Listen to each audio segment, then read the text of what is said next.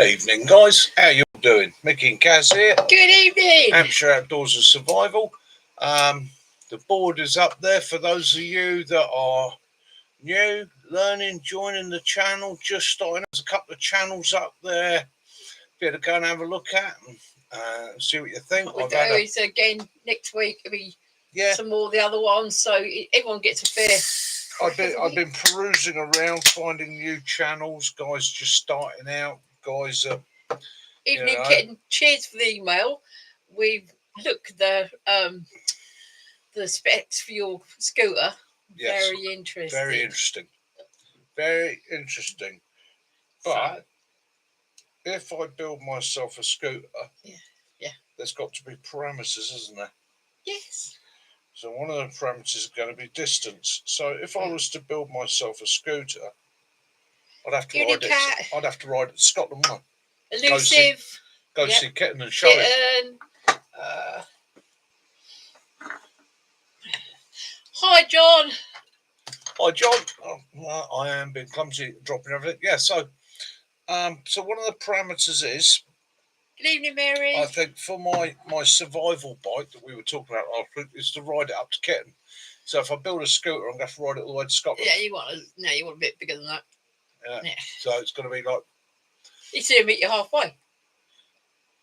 No, it's got to be a challenge. It's got to be a challenge. He want to do the track with you. Well, yes. What a strange end of the week. I don't know if you've seen it for the news, but on Friday, Aldershot had a tornado during the midday. Yeah, we're not talking fighter aircraft, no, are we? It wrecked houses, fences, I think 2 blocks of flats. Yeah. It affected 6 roads in a 2-kilometre area. Yeah, we had it pretty bad. In fact, the whole of southern England had it extremely bad. Even Mac was out on his adventure, and he made the wise decision. It got to the point where it was just like I'll send you some photographs, Kiwi. It's hammering them non-stop, which takes away the pleasure of doing something like that. And him and his mucker Rob took the sensible decision, which was bail, come back and do it another day. You know. And I think sometimes in the outdoors world, that's a decision we all have to be prepared to make. There comes a point where it gets dangerous for yourself, doesn't it? It becomes dangerous, and B, it's no more fun. No. And let's face it, one of the reasons we all do it is for the fun of it. Evening, Dog Dad. How you doing, mate? I think we've got another load of bad weather coming. We certainly do. It is on the borders. It is whizzing round. It is channeling them up to us from France, I believe. Yeah, again. Hey, French sending us the weather now. They send them. You're sending the weather now. Yeah, swines. There we go. What can you do? Do excuse me. Keep sniffing. I am suffering. I have got stinking cold, stinking earache, buggered. Gammy leg. We've had a weekend of it. Haven't I? I'm coughing, sneezing, bunged up nose, sore throat, earache, gammy leg. Mickey is officially going to pieces. And then on top of everything else, bent down, picked something off the floor just now, and banged the head off the table. I mean, the table is large enough for me to notice it. However, there we go. What can you do? What can you do if you ever have one of them weekends? You've been a rich Willow is being a sausage tonight. He's just being a Willow, really. Yeah. So, what have you been up to? What have you been doing? Have you had adventures yourself? I think Lucy's just come back from. Yeah, I know. Lucy's just come back off an adventure. He's been up on the moors. Kiwi. Super bread. That's what you had earlier for. That's what I had yesterday, wasn't it? Yeah. That's all I felt. All I had my tea last night. Stealth, you're not the only one. The last couple of days we've been like that. Yeah. I beg your pardon. Yeah. Stealth. Know that feeling, mate. I had a kip this afternoon. Dog seems to want to take over the show. I had a kip this afternoon out like a light. You know when you're not well because the old body just goes shut down, mate, shut down, mate. And I think last night my main meal of the day consisted of a cup of soup and a slice of bread. There you go. That Stop was moaning. about it. Didn't even feel like eating. There you go. Stop moaning now. Excellent. Right. Oh dear. Are you here, Willow? Yeah, Willow's in the house. Are you there? Look, there's a little dog in the TV. Willow. Look, there's a little dog stuck in the TV. He's been. We're having a thing with pigeons at the moment. Pigeons in the garden, or when we're out in the car. If he sees pigeons, yeah. He's Tasmanian pigeon home. Yes. Yes, little stinker. I need to get out. So Kiwi's got the roof fiberglass. Brilliant. Elusive. He's doing well. Dan, Bosun Dan in the house.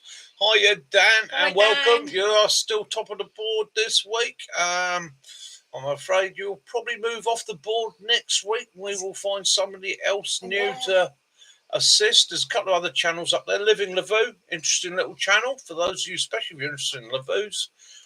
Grandfather Outdoors, American chap. Been chatting to him today. Nice guy, knows his stuff. Does a really good clamshell. Log Hoppers. All right, Log Hoppers it intrigued me when I saw it. It's Log Hoppers as a channel dash the official UK Nomads. Yeah, very interesting. Very nice couple. Very, very interesting. And of course, my old mate Rob the Rover. Yeah, so. And of course, we have got on it again. You got Kitten Killer, /G7Z. I will stick that up. I love. Yeah. In fact, let's move that. So hopefully, it's making a difference to your numbers, helps. And if it helps, all the good.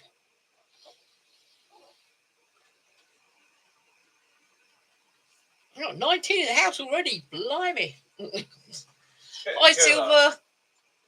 Low dash.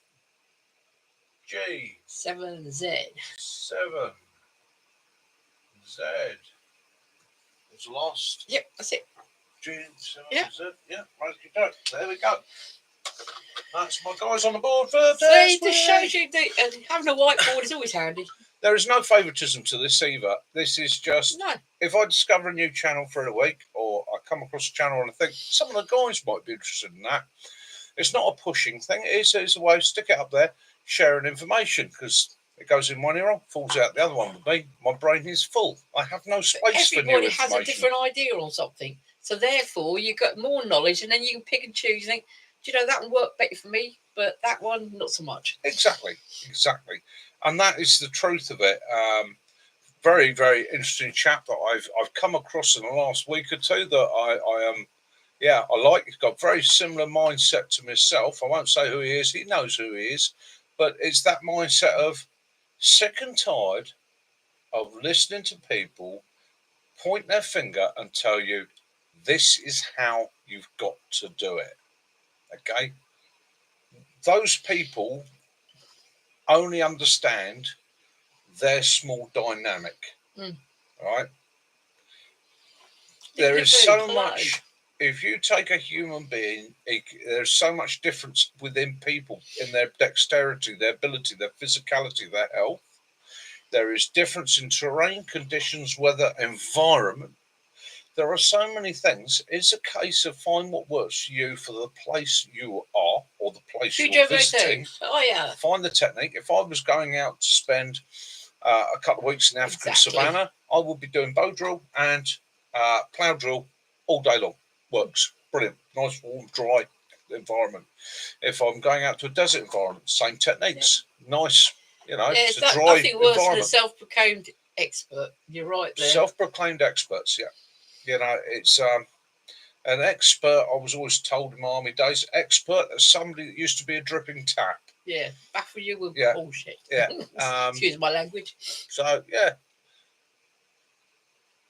Elusive, right. Now, that was my theme for this week. 2 years. 2 years I've been doing this now. Yeah, 2 years. Next month. 2 long years. I'm one of the survivors. Evening observation. Hanging on by the grip with my knuckles and my teeth. No. So, I've been doing YouTube for 2 years now. Yeah, I've not grown as fast as some. But you go on the early ones. You were really nervy, but it's in time. the nerves go. The nerves yeah. go. The nerves go. Right. So when I first started out, I was nervous. I had no confidence well, I had confidence in what I do. Didn't have confidence in YouTube. I'd never really used a camera before. Still not much good at using a camera. Constantly learning. My emphasis tends to be, for me, I'm more in enjoying it. I'm out for the day. I'm filming it. I'm enjoying it. I'm doing it for me, and sharing that enthusiasm with others. So, what have I learned in 2 years of doing YouTube? Well, Betty, good evening. one, you ain't going to become rich overnight. Two, it ain't even going to make you an income. Three, it's a lot of hard work. And you're going to go did it wrong. But sure, you're going wrong, isn't it? Yeah. Yeah. 4, it can be a struggle at times. It can be a pain in the ass. But do it. There is only one truth to it. There's one thing that I will share with you all, and I think those of you that got channels agree with me. It only works if you do it because you enjoy doing it, because you get pleasure from it. If you think it's a chore, it ain't going to work. Yeah. It's somebody said to me, would I like to turn it into a business? I said, not really. Right observation. When I first started out, I had the hope, like a lot of people, that one day maybe it'd be something that would make me an income and I could do it full time. I've come to the realization that actually, if it got to that, it would become my job. And as I found in my life and career, many jobs I've started and gone into those fields because I'm like, I really enjoy that, only to find that 10 years down the line, it's destroyed that pleasure for me. So, no, I don't think I want YouTube to become my income. But it would be nice to just tickle over my last 10 years doing something I enjoy. Can you become big and famous? Yeah, of course you can. There are big channels out there. If you can hit on the right formula, invest the money, get the backing, yep, you can become a top-end famous channel. And I'm not taking that, don't get me wrong, I'm not disrespecting any of the big famous channels, right? But the thing is, with YouTube, there are so many people doing it, there's a lot of luck involved. Okay, people talk about algorithms and systems and all the rest of it. Do you know what? It's a lot of balderdash. It just depends what people are looking for. It's luck of the draw. It depends what people are looking for. Exactly. The YouTube algorithm is basically, it's a bit of a fallacy, really. It will put your stuff to people that are looking for it. But if people aren't looking for that particular thing, yeah, ain't going to find you. Have you tried out yet, Mac? And let's face it, the whole the after COVID, wild camping, bushcrafting, getting up on the hills and that, there's those of us that have done it for years and it is part of our background, part of our life. There are those that came to it new because COVID had just cleared off, the restrictions were down, it was a chance to get out and appreciate the outdoors. And a lot of those guys are now into other things. Yeah. It's like everything things go in fashions. Okay, so there are a lot of people joined the bushcraft community because it blew up. It went bang. Okay, Benny, I'll tell you. But now I think it is dropping back.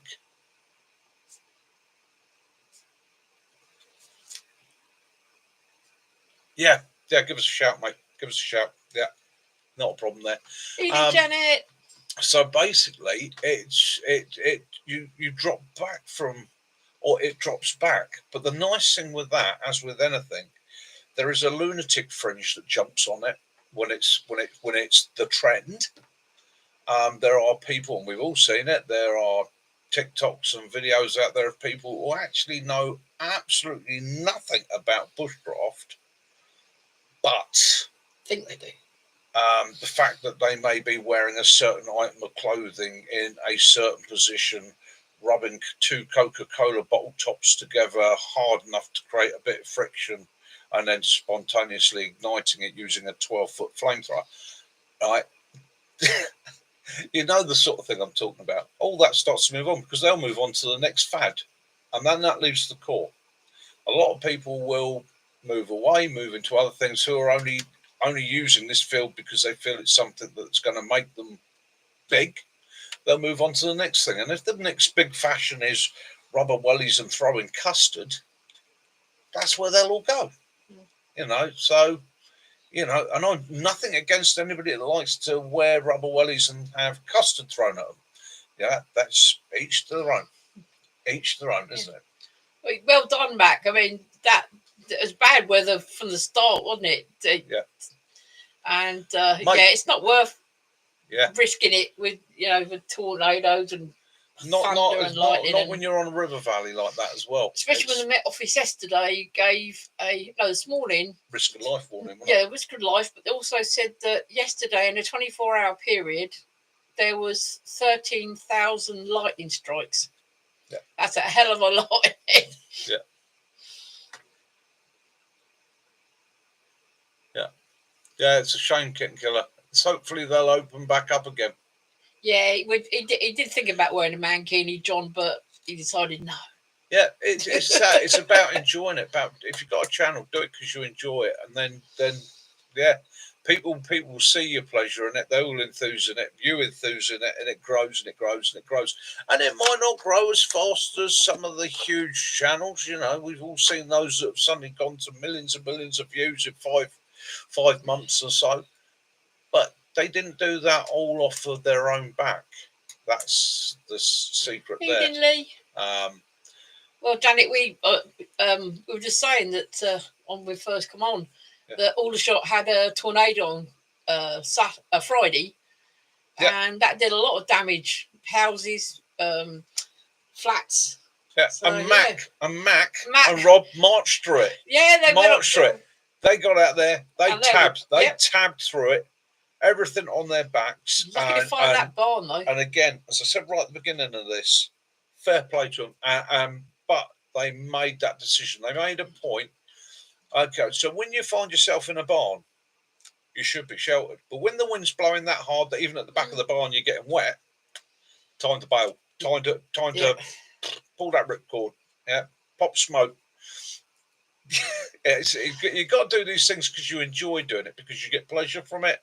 And you've got to know, and this is the key essential thing, and this is for anybody, whether you're going up on the hills, the mountains, into the forest or what, you've got to know when to go. Do you know what? This is dangerous. Time to bail. Lucy, Aldershot's about 5 miles from us, but we in Farnborough we had severe flooding, and some of the thunder and lightning we had was, Yes, Danny, the tash is coming on well, and the beard. As I said to you before, I'm a person, if I'm going to be clean shaven, I shave twice a day. And the biggest upset is it grows like a mad thing here, from the nostrils, the ears, the back, the neck. What's going on here? Now, gravity is not my friend. It's like those, you know, going back years now, you know, when I was a kid, you used to have the dolls, used to pull the hair out and cut the hair. You used to have extended hair inside the head. You used to pull it, and then you got to the point that no people pulling it anymore. There was no more hair. No. That's what's happened to me, is it? You pulled my hair too long. I've had a look at sticks. Think no, I'm afraid I'm the full beard man. Kaz is not keen on me in just a tash, are you? No. If I just have a tash, I look like my brother, which is an uncomfortable place for Kaz to be. And it were, you know, that's just not right. When she's looking at me and no.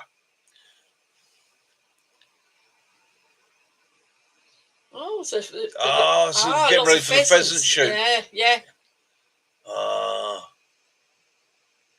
Mate, Mac, you did the right thing, mate. You popped smoke there. In actual fact, Caroline turned around to me yesterday evening. She said, "Max popped smoke the bailing." I said, "We'll find out where he is, and I'll drive down and pick him up." And she went, "No, he's already home." So I was like, "Oh, bucker." Yeah. But as long as I'm saying, and again, it's something to revisit. You know, it's not. I mean, it's sort of shocked everyone, the amount of where it's been hitting and all this weather. And the other thing Max hit there, which obviously he didn't know, and I wouldn't have known, and it's not shown on maps, is So for the route, the woods that we had looked at when we had looked at the route and gone, wild camp there, turns out a lot of those are pheasant pens. Very true, and Mary. we're Very at a true. time of year now where, for those of you that aren't in the UK, and even some of those who are, you want to be really careful which woods you're tiptoeing round in, because you might actually bump into a very angry gamekeeper. And believe you me, gamekeepers have got every right to be angry. They're not always the most, how can we put this, calm and rational guys at this time of year. So be careful out John there, said guys. it's a 70s porn stash challenge camp.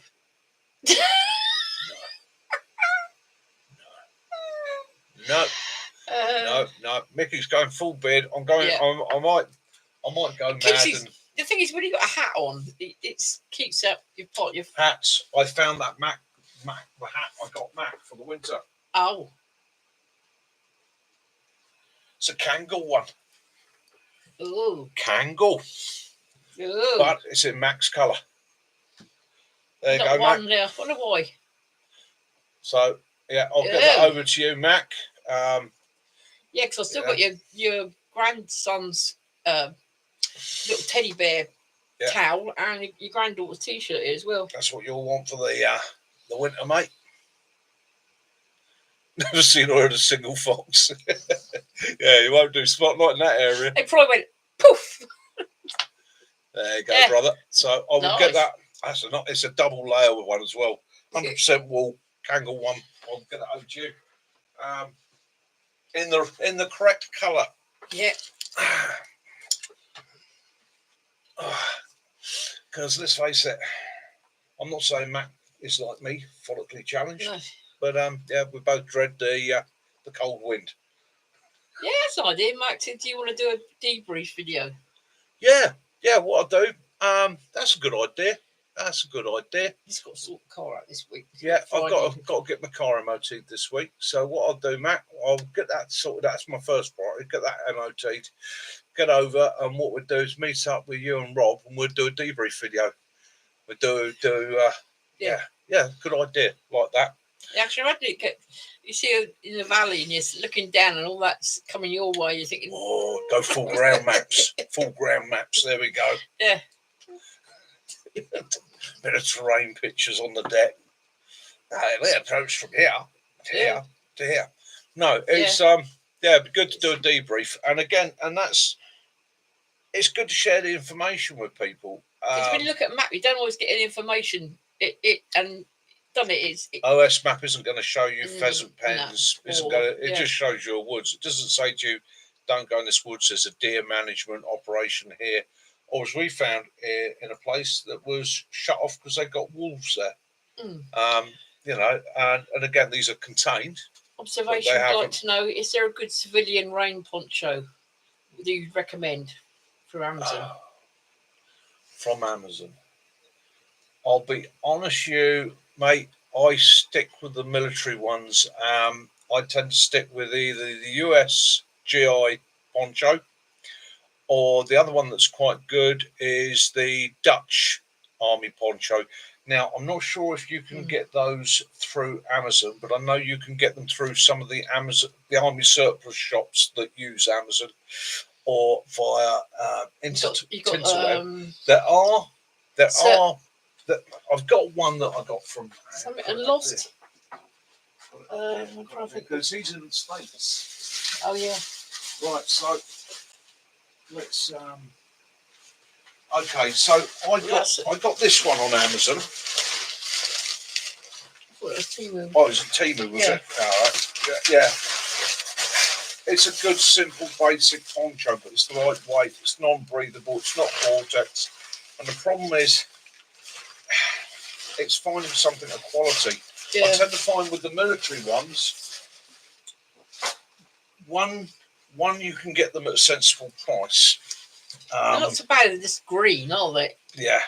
It's just it's civilians, rather. You might not necessarily want one that's got like a camouflage pattern, etc. But it's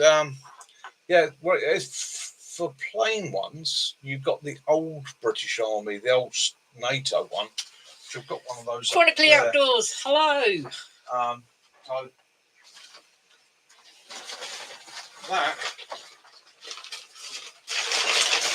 that is the 80s British Army poncho. I've got one of those when I'm on the mobility scooter. Pre-Gore-Tex. Basically, it's fine woven nylon, waterproofed, otherwise known as crisp packets. That's a hell of a big crisp packet. Evening, Owen. Absolutely waterproof, chemical proof, light proof. Yeah. They're proofed against pretty much anything. I mean, it was almost like a piece of NBC equipment. I've got one from my problem was they're a little bit heavy. They're stiff in comparison to sort of the more modern Gary Gore-Tex stuff or the lighter nylon stuff. But they were bloody good for what they were. I'd rather have that in snow or freezing conditions than a modern Gore-Tex one. Oh, look at that one, John. ORC Industries sell direct to the public now. So he doesn't know they do it. ORC Industries. I'll have a look at that one. Oh, there you go. So, yeah. But he's not sure. So, observation post Charlie. John down here has just said if you need a new military poncho in the US, Orc Industry sells them direct to the public now. Right? So, yeah.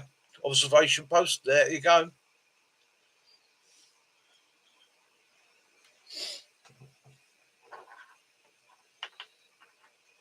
The British Army mess tin. Yeah, mate.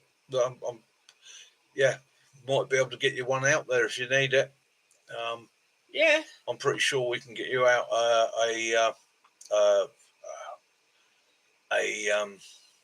if you get hold of us on the email, observation, and then let us know, and we can have a chat to Kaz. She may be able to sort out a care package. So I've got some bits going over. We've got bits going over to John.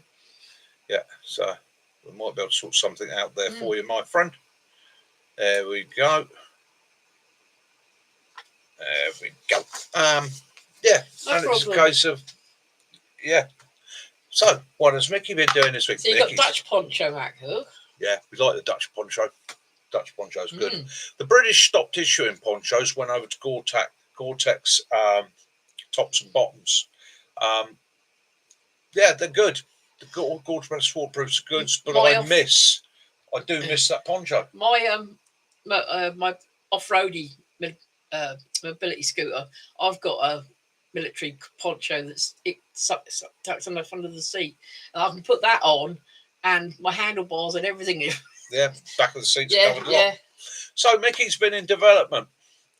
We've been in development. So we all know I like a little bit of a meth stove, and we all know that I like little box stoves. Yeah, John was coming over. And one of the problems with the little box stoves was trying to find a little meth stove that fits in it. Now, this isn't something for like cooking your dinner on. This is what I would call your brew up gear. So it's something you could literally throw out now. In my day, I would carry this and 3 6-inch nails, possibly even 4 6-inch nails. And that would be my cook system, or what I would call my brew up system. Small, light, efficient, tucked away, haul it out, make a brew. Can you use some tent pegs as well? You could do it with tent pegs as well, yeah. It was just, we used to go down to the stores, the carpenter's stores on camp and go, mate, got any 6-inch nails? Better still got any 8-inch nails. And would scrounge them. So, Kaz's been getting me the tins. I've been getting the carbon felt, and I've been knocking up these nice little stoves. Okay, now I will have a few of these to pass on to you guys if you're interested in the next month or so. It's going to be a little project for me over Christmas, but you can also do it yourself. It is affordable. It is quite cheap. You don't I've seen these things selling for 20, 30 quid a time. Don't spend that sort of money. You can buy the tins cheap. The carbon felt is not expensive, okay? you can go out and get that yourself. I mean, I'm not going to use meths in here at the minute, but if I use a bit of, there's a carbon felt, 1, 2, 3, 4, 5, 6, 7, 8, 9, 10 squirts with the old hand sanitizer. Did you have your cup of tea? And away we go. There you go. You can all see it, right? Couple of nails. Now that's a brew kit. Okay, well, I'm even holding it. That's just for getting a brew. I'm not cooking a meal. Now, the technique for using something this size when you're using meths is let it burn out, let it cool down, because the lid does have a seal on it. Okay, but it's a rubber seal. It's not going to survive in the heat, right? Yeah, Mary, carbon felt. Amazon, yeah, out on Amazon. You can buy it in sheets, trim it down, pack it in. Absolutely brilliant. Sometimes it's called welder's felt, sometimes soldier's felt, and basically it's right. So it's just gone out, okay? Cold. Okay, it's carbon. It doesn't transfer heat, hence I'm able to hold the tin. That's it. The metal on the tin around the top edge, yeah, it's got warm, but the felt itself, it's cooled down straight away. It's amazing stuff. And all you do is trim it, pack your tin with it. But you've got to remember, whatever tin you're using, if it's got a seal on it, let it cool down completely before you put it on, because otherwise it'll either seal it permanently shut. But the other thing is, you might, if it's really bad conditions, fill that with meths now, put that on nice and cool, little tweak to seal it up. It doesn't leak. I've tried it. That's ready to go. So as soon as I'm out in the field and I want to brew, nails in, cup on, warm a drink. Yeah, we sorted out some of those. So if anyone wants to purchase them, let us know on the old email. We will be doing a few of those. Matt wants to know if you still got your jet ball. Yes, still got my jet ball. Yes. So good little bit of kit, great little backup, nice little emergency bit of kit, sort of thing that you could, in actual fact, throw it in the glove box of the car. It's there. And although they work best on spirits like meths, you can also use things like hand sanitizer gel with them.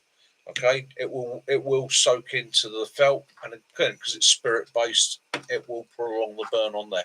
Well, that sounds good.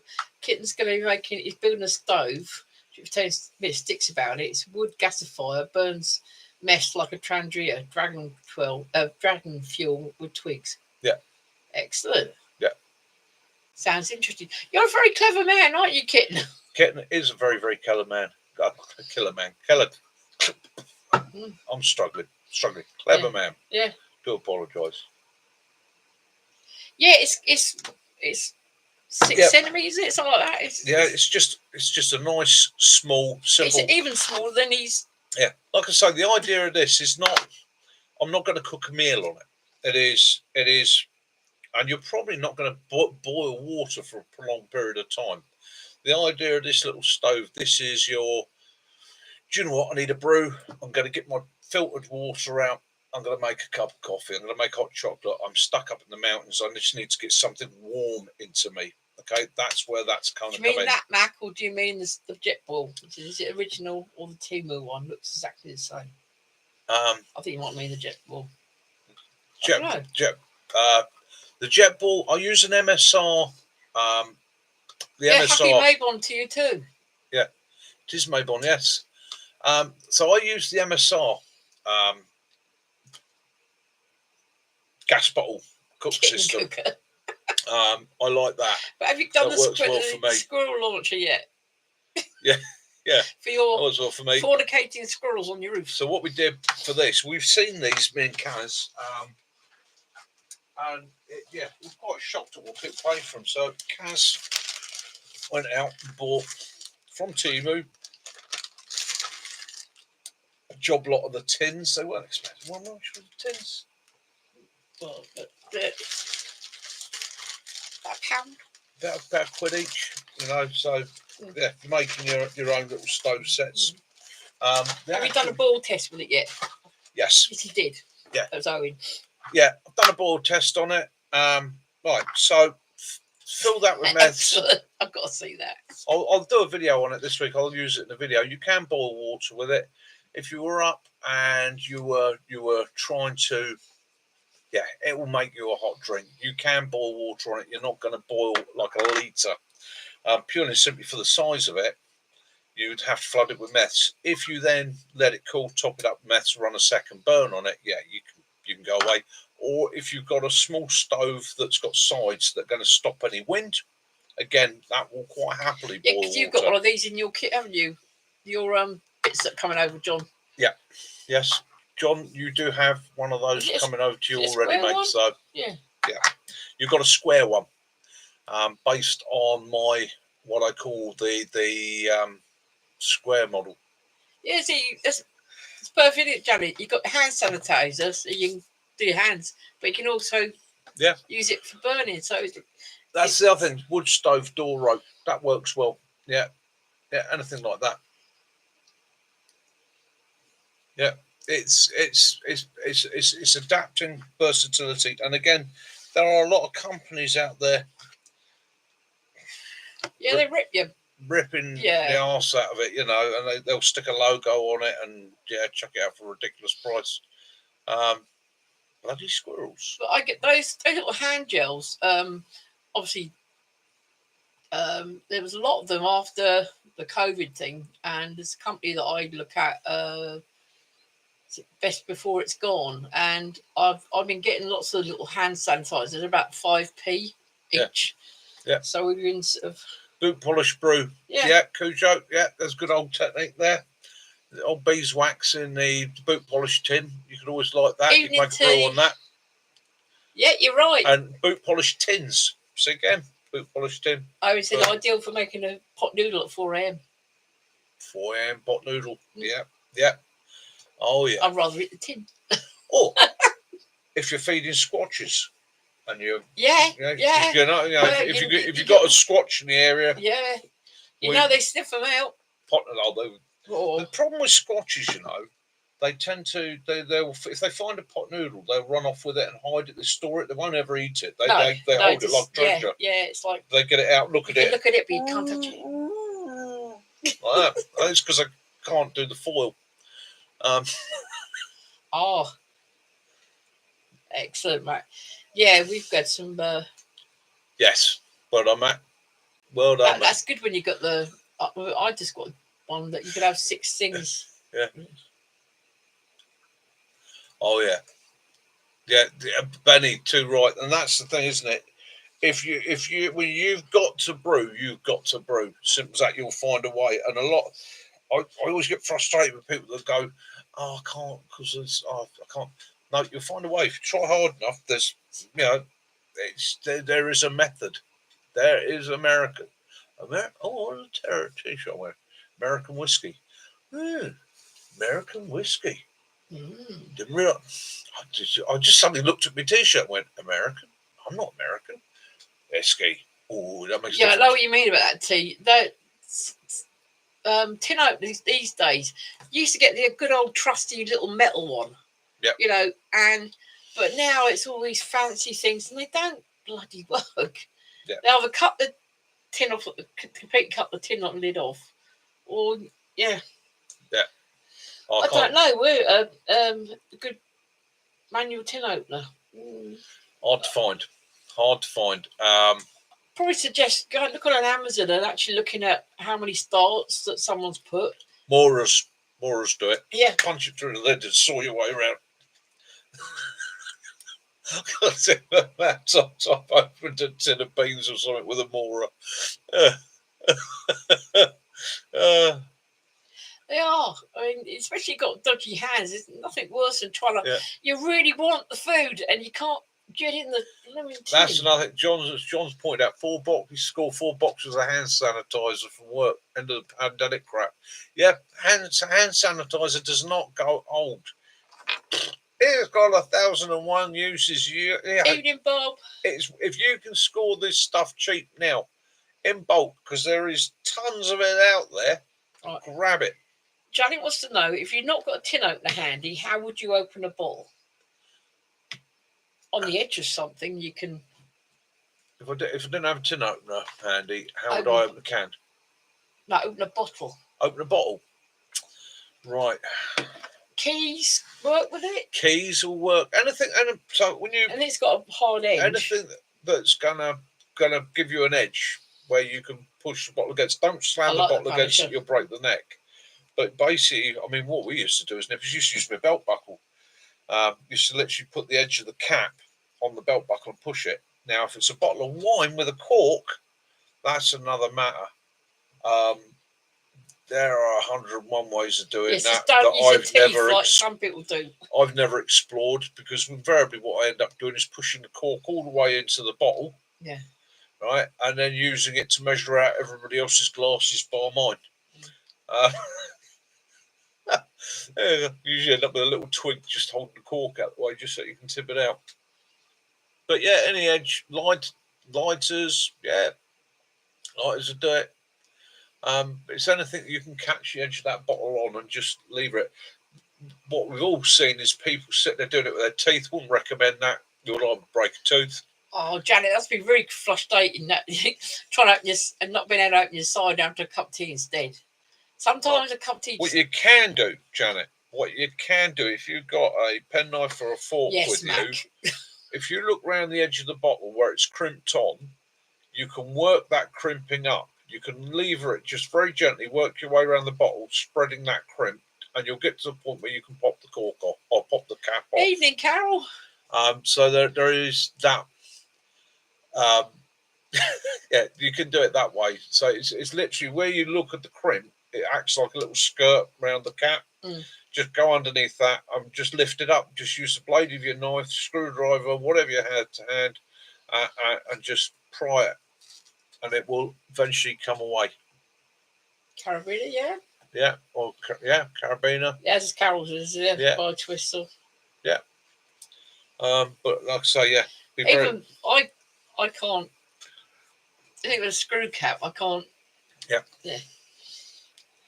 Yeah, I mean, there's and like I say, never used. I was a doorman for years. The amount of people I've seen go, like that. I tell you what, they're usually in screamers within about 3 seconds, because they've either sheared the tooth off the top, or worse still, split the tooth down through it. Just not worth doing.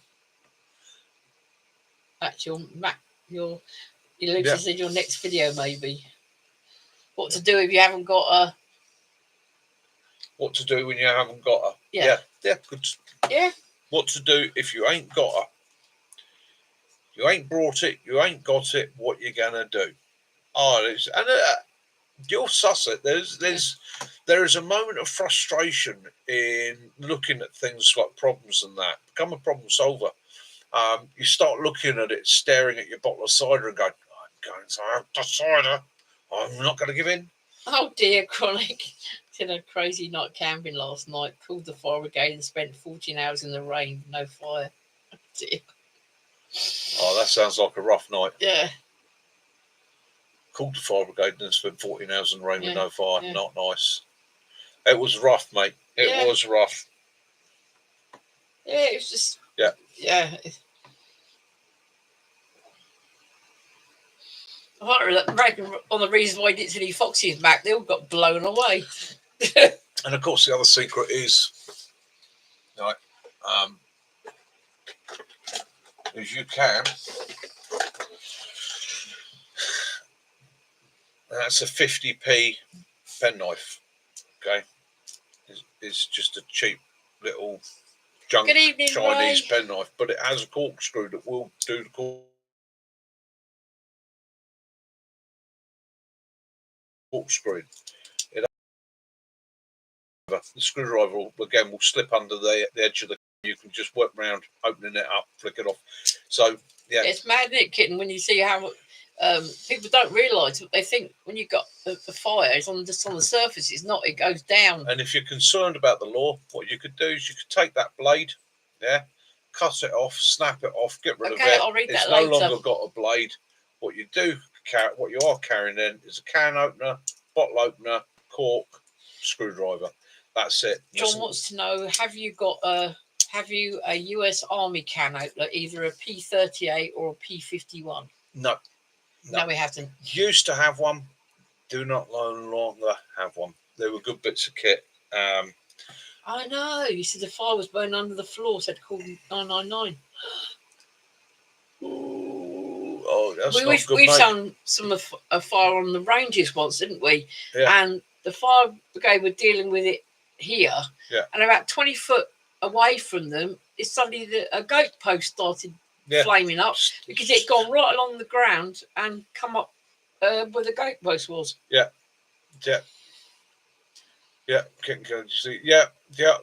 What I've done, I've also shared that on the channel here, so you should be able to find it through mine. Yeah, you had someone left all the rubbish and that behind, didn't they? I've had it on moors where it's got into the peat, and it can smoulder in that peat for months and months and months, and it will crack as well. It will spread, and it loves nothing the tree root, doesn't it? You might just have a little tiny, literally like a little fuse smouldering through the dry bits of the peat, and it will keep going until it reaches the surface, and at some point it'll break surface, get air, that's it, it's away.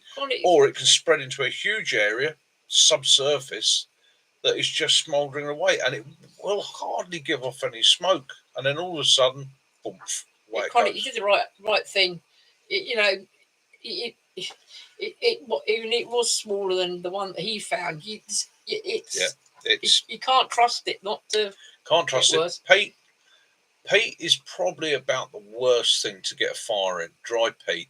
If you're on a forest floor, if it's coniferous especially, think of all the resins and saps that you get in the needles and that, it will take, and as it breaks down into the peat, you're pretty much living on a flammable base.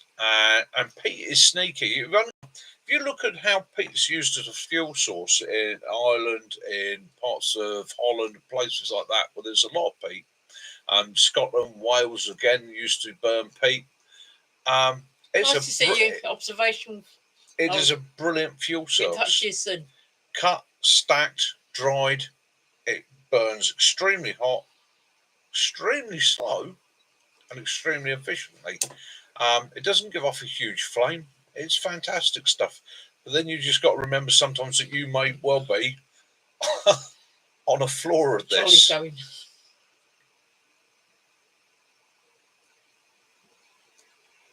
He's got to go now. So. Yeah. John. I've got his email. John's off, is he? No. Observation. Charlie. Observation post. Charlie. Take it easy, mate. Lovely. We'll get back to you on that, brother. Take it easy. Have a good week. Kiwi, hiya, mate. Right, T, saw that video. Yeah, it was chronically outdoors. 14 hours of rain for me. Yeah, that's no fun at all, is it? No fun at all. Well, hopefully you're sorted now, mate, in the dry. Yeah, you said it was small, but can't just you gotta be careful. Yeah, Dartmoor, you've got to be extremely careful, because again, the whole of Dartmoor is one big peat bog.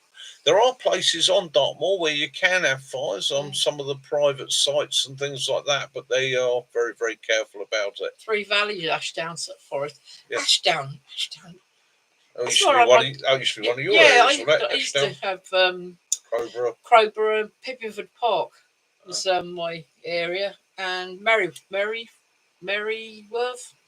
Yeah, Merryworth Woods. Yeah, Merryvale. Yeah. Okay, darling. See you later. Happy Mayborn for you. Yeah. So there we go. Yeah, I expect you have to watch out for the coal mines because you get fires down there. Oh, you get some of those towns. No, am I correct? You also, when you got peat, if you've got animals that are nesting in it, like rabbits, they're taking stuff underground as well, aren't they? Yeah, they're taking nesting material down there. And you've got the other thing is with peat, because peat is thermal efficiency, as Caroline's just pointed out. It's the sort of place that you will find snakes, lizards, and things like that will overwinter. Because again, peat has a thermal efficiency. Also, if you've got damp peat, it can actually stay warmer. It's less likely to freeze. Purely and simply because it's self-generating heat. If you ever put your hand inside a compost, it's generating heat. So you also, when you get fires in these places, heathlands, moorlands, and so forth, the devastation to wildlife can be absolutely huge. But it's not an obvious thing you can see. Everybody always thinks that thinks of the deer and that can do one. The rabbits, they can very much do one. The foxes can do one. You've got the smaller invertebrates and that are stuffed. Poor Janet. She's seen your penknife. Just remind her that she's got a little red Swiss penknife on her keyring. She just looked at it and it's got a bottle opener on it. Janet, welcome to my world, sweetheart. It's exactly the sort of thing I'll do. Yeah. But then again, next time, you got it there. Yeah. It does. It happens to us all. Yeah, we all have those moments where we're like, really? Yeah. Did I just do that? Damn. Yeah, I've done it a number of times. I've sat there. I've even got home from a camp and then gone through my kit and found the one item that I was doing without cursing myself and realising or thinking I was having to manage without it's at the bottom of the bag. Oh, yeah. Or is in another pocket. Yeah. It's not in the pocket that I thought it was in, and therefore I didn't even look and can't find it.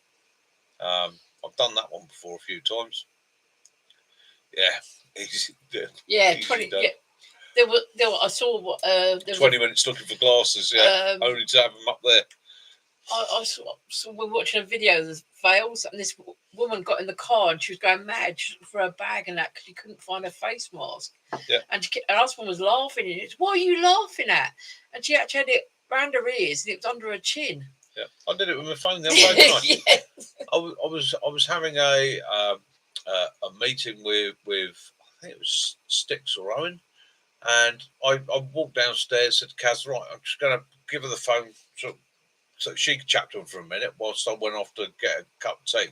Turned round, I'd given her my phone, turned the phone towards her, turned round, and my brain went, "You left your phone upstairs."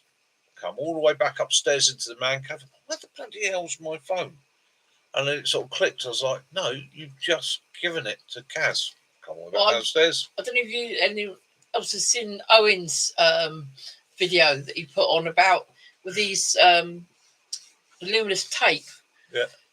What I've done. Hi, Jamie, Skynet Labs gamer. Here we've got a couple of battery lights on the stairs, so that when you move, you can see it. And I was thinking, yeah, I might put some on the torches because we've got several torches and boxes, matches, and that sort of thing all over the place. What a brilliant idea! Yeah. Hi, Jamie. Yeah, from Portsmouth, not that far away from us. Yeah, a bit of glow in the dark tape dotted in. It doesn't have to be sort of right in your face, does it? But in the right places, just to guide you. Yeah, makes sense. Makes sense. So, how is Portsmouth? We do, Janet. We do, Janet. We do all do some funny things. Yeah. You've got a new one from Portsmouth. Yep. Jamie, have you got a channel? Do you YouTube or you just somebody just watches the videos? Yeah. He'll join us.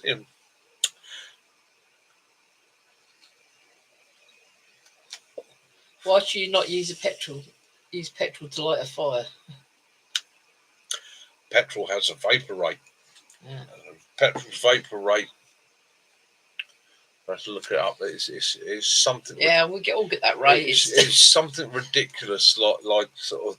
It's got a vapor rate of something ridiculous. Like 30 milligrams a second in ambient temperature, or an ambient temperature of about 70 degrees. In other words, the vapor is fast, spreads quickly. It's also has a very low vapor to oxygen rate for ignition.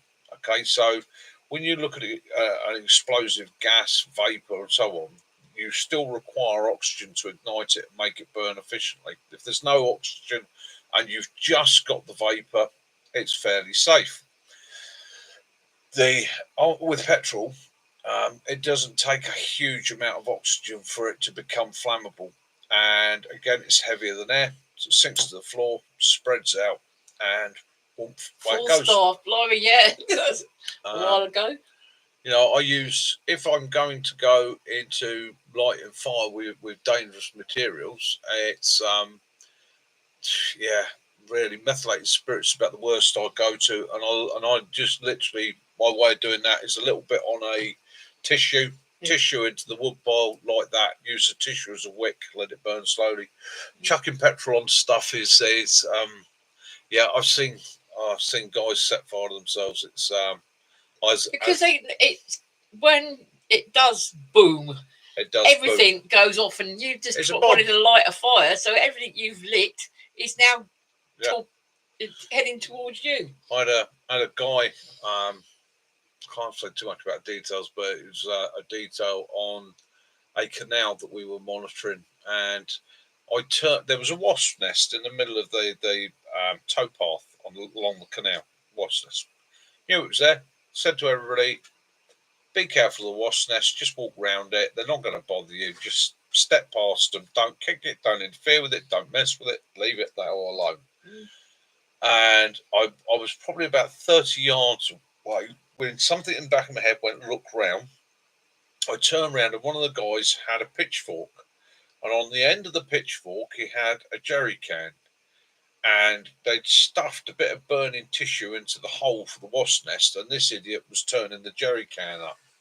At which point the flame ran up to the jerry can, ignited in the spout of the jerry can. Well, anybody with common sense knows, put it down, put a lid on it, it will go out. No, he proceeded to spin round and round like Mr. Whirly McFire Chief with a pitchfork with a can on the end of it, spraying petrol up the hedgerow, into the field, down the path and all the rest of it, and then finished off by lifting it over his head to try and throw it. He stood next to a canal. He could have just dropped it into the canal, but in doing so managed to tip burning petrol onto himself. The bit that was funny wasn't funny at the time, was he was wearing a shell suit, a 1990 shell suit, which I remember correctly was in turquoise, pink and some odd green colour, pepperminty green colour. And he considered himself a bit of a gangster. The next thing I see is this guy in this shell suit, which is disappearing rapidly, running towards me. And as he got to me, I just shoved him in the canal. Put him out that way, and it was just a in you go, dude. Yeah, do you know what? He tried doing me for the cost of his wristwatch. He knackered.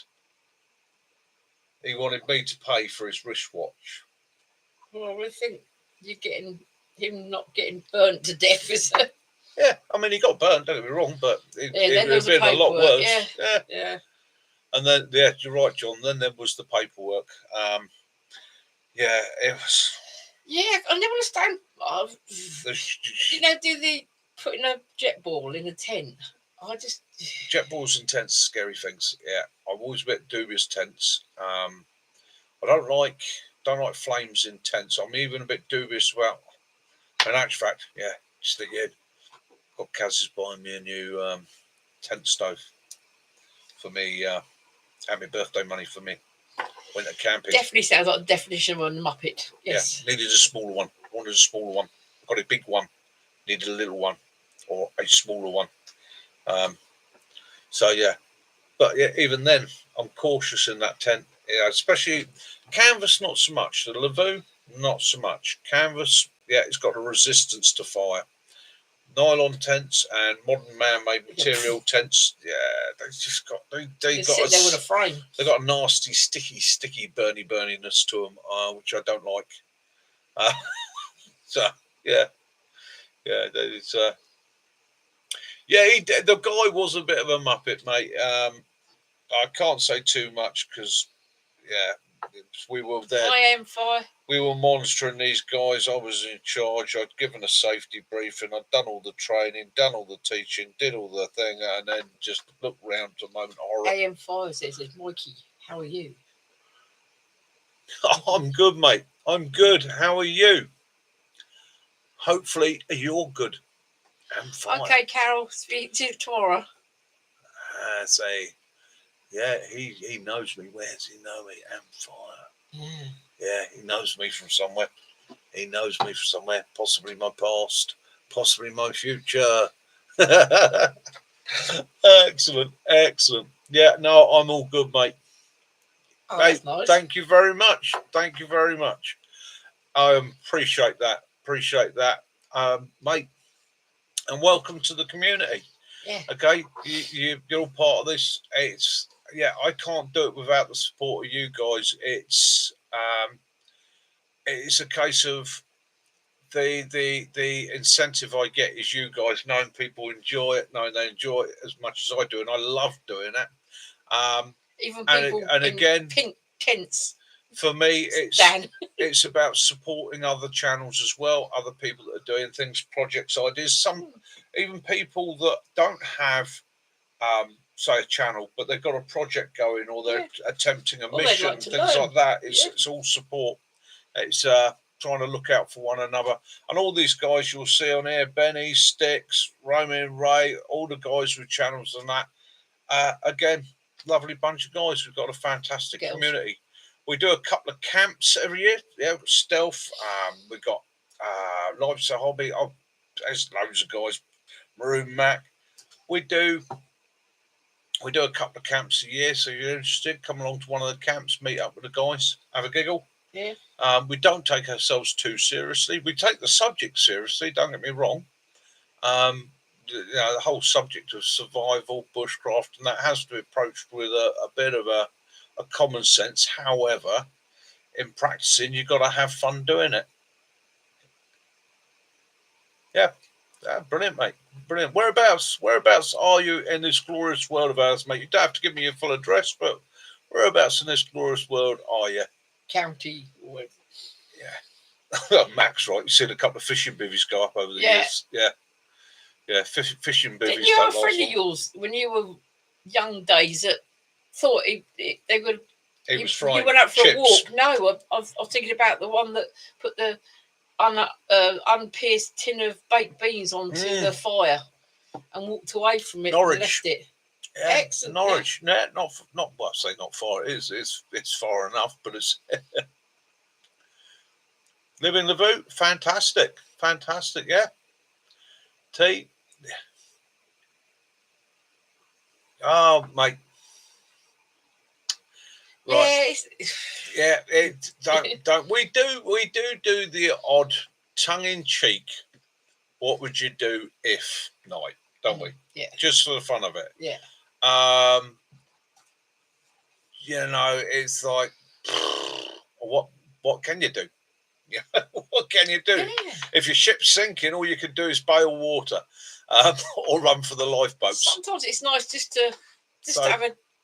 We can't all get out and have a, go down, have a drink down the pub and have a chat. But this is our way of doing that. And it's my pub. Yeah.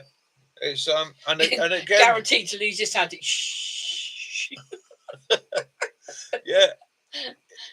It's about having fun, getting together with ideas of people, and if you've got a problem, how can I deal with this? And sharing methods, ideas, techniques, sanity, lack of sanity, my insanity, and it really came about more by accident. I think that I did my first live, didn't even know what I was doing. Yeah, it's coming up for 2 years now.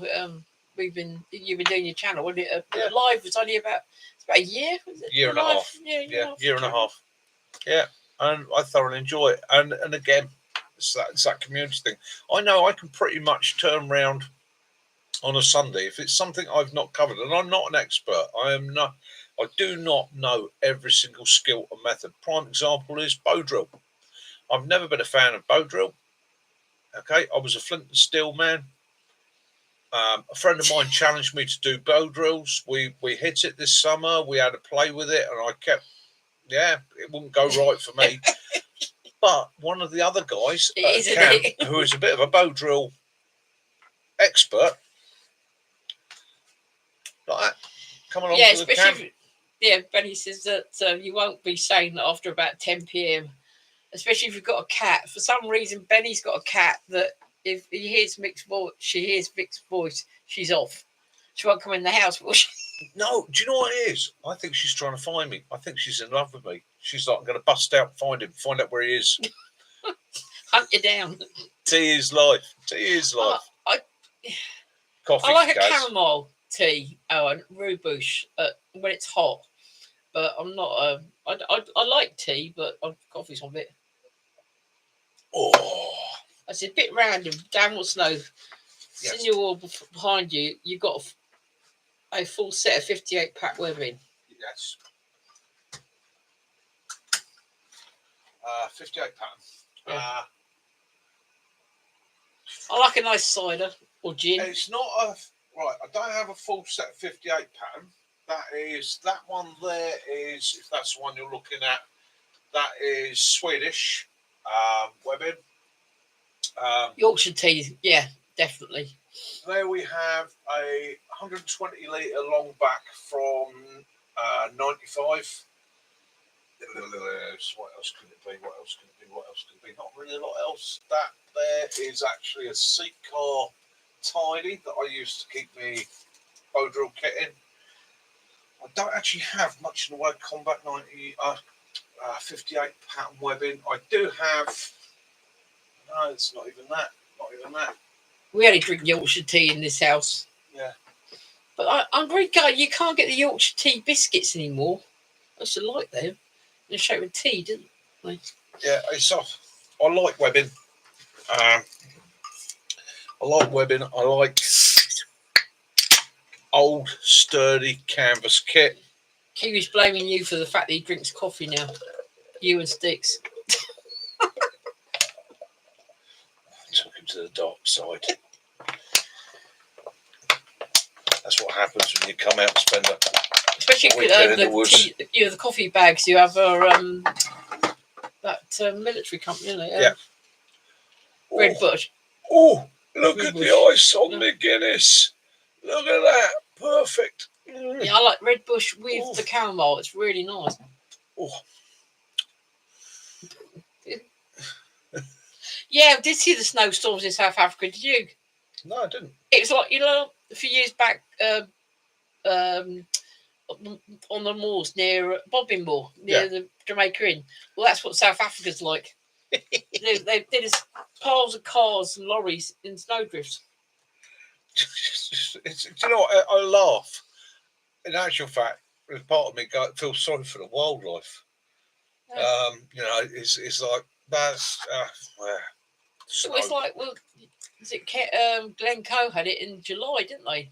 Yeah. And will we get any snow this year? I've been waiting for 2 years now to do a hot tent in the snow. Have we had any snow? No. Since I bought my hot tent, have I ever had a winter where I could actually put it up and realistically use it? We had no real snow since we had our Discovery 1, Foxy, isn't it?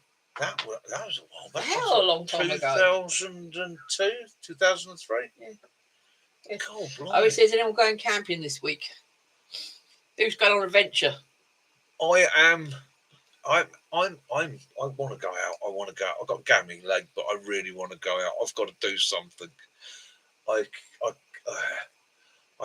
got to get out. I need to rub some sticks together. He's stir crazy. I'm going stir crazy. I'm driving poor Kaz up the wall. Absolutely. Are you going up the hills, up mountains? Owen, you're a lucky bugger. Oh, you're off to Corfu. Well, we expect to see a video from Corfu, don't we? Yeah. Go on, Mick. Yeah, well, Red Bush and cream. Oh. A friend of ours just come back from Norway. Yeah. Love Norway. Oh. But yeah, unfortunately, they didn't see the Northern Lights because it was their honeymoon, so they had a bit too much to drink and they missed it.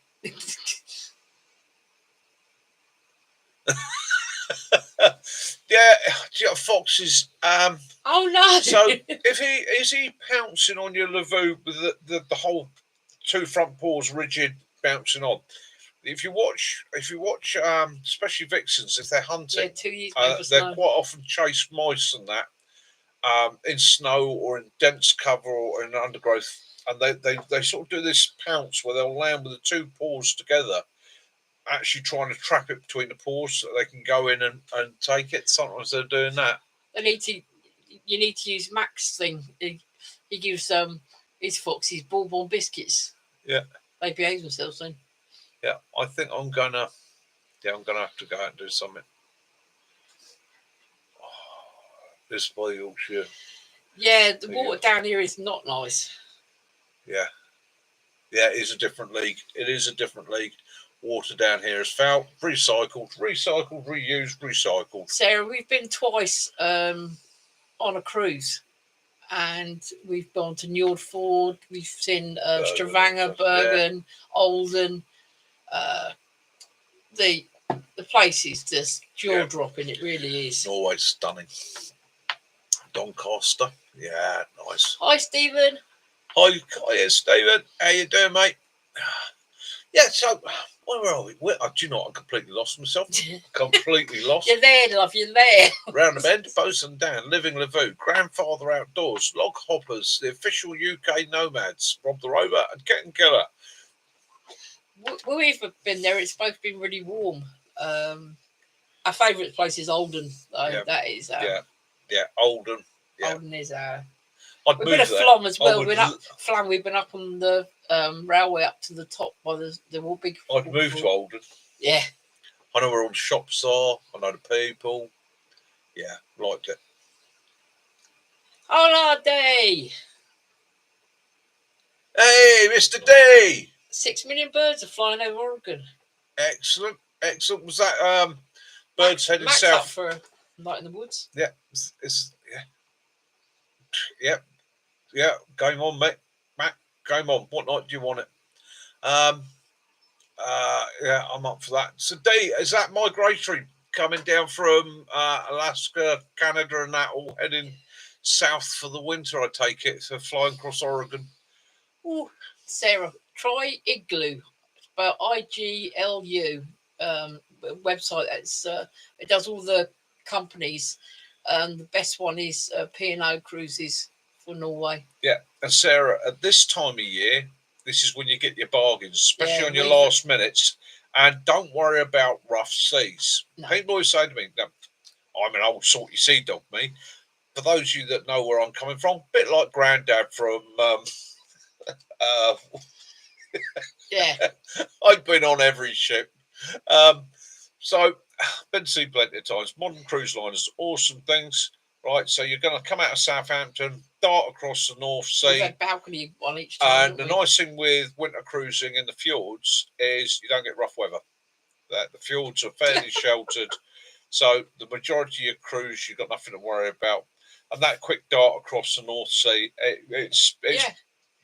90% of the time you won't even notice it. And you'll see whales and dolphins and fried egg jellyfish, I call them. They're white with yellow medals. They're dolphins and whales and all the rest of it. And take it from me, and Kaz can back me up on this. We were on a P&O cruise liner that was racing at a hurricane and just caught the edge of the hurricane, didn't we? Towards the end, literally the last 4 hours of our sailing was into a full-on hurricane. And we actually had to leave our final port half a day early, and the captain came up and he said, we will be running against this hurricane, so we're leaving half a day early to try and get in ahead of it. And it moved a little bit quicker than we expected. It was awesome. I went out on the deck at 3 o'clock in the morning. I went out of my cabin into my balcony at 3 o'clock in the morning, t-shirt on, shorts, throwing full in my face, ships going over like that, and it's like, whee! I remember one point going out and there was sea fog. Yeah. Like and I looked that way up the ship, and I see about 50 people leaning over the balcony, and I was like, yeah, awesome. Then I realised that they weren't being awesome. They were all having a moment of seasickness. And so my lesson there to you is 2 things you want to take on the ship with you. Take your seasickness tablets, whether you're seasick or not, take them just in case. 2, take something like Calms or Nitol, sleeping tablet, something that will just help you to drift off. And if you think, I'll go take one of those, sleep through it. Okay, your body will actually adjust whilst you're sleeping through it. You'll wake up and you'll be fine. Yeah. I love being at sea. It's Kaz will tell you, Somebody phones me up tomorrow and goes, Mick, need to move a ship from such to Rum. such. You want it? Always She better knows. in rum. She'll hear the gate slam as I go. I love being at sea. It's wonderful. Yeah, Sarah, do it. It's so worthwhile. That is a beautiful cruise as well.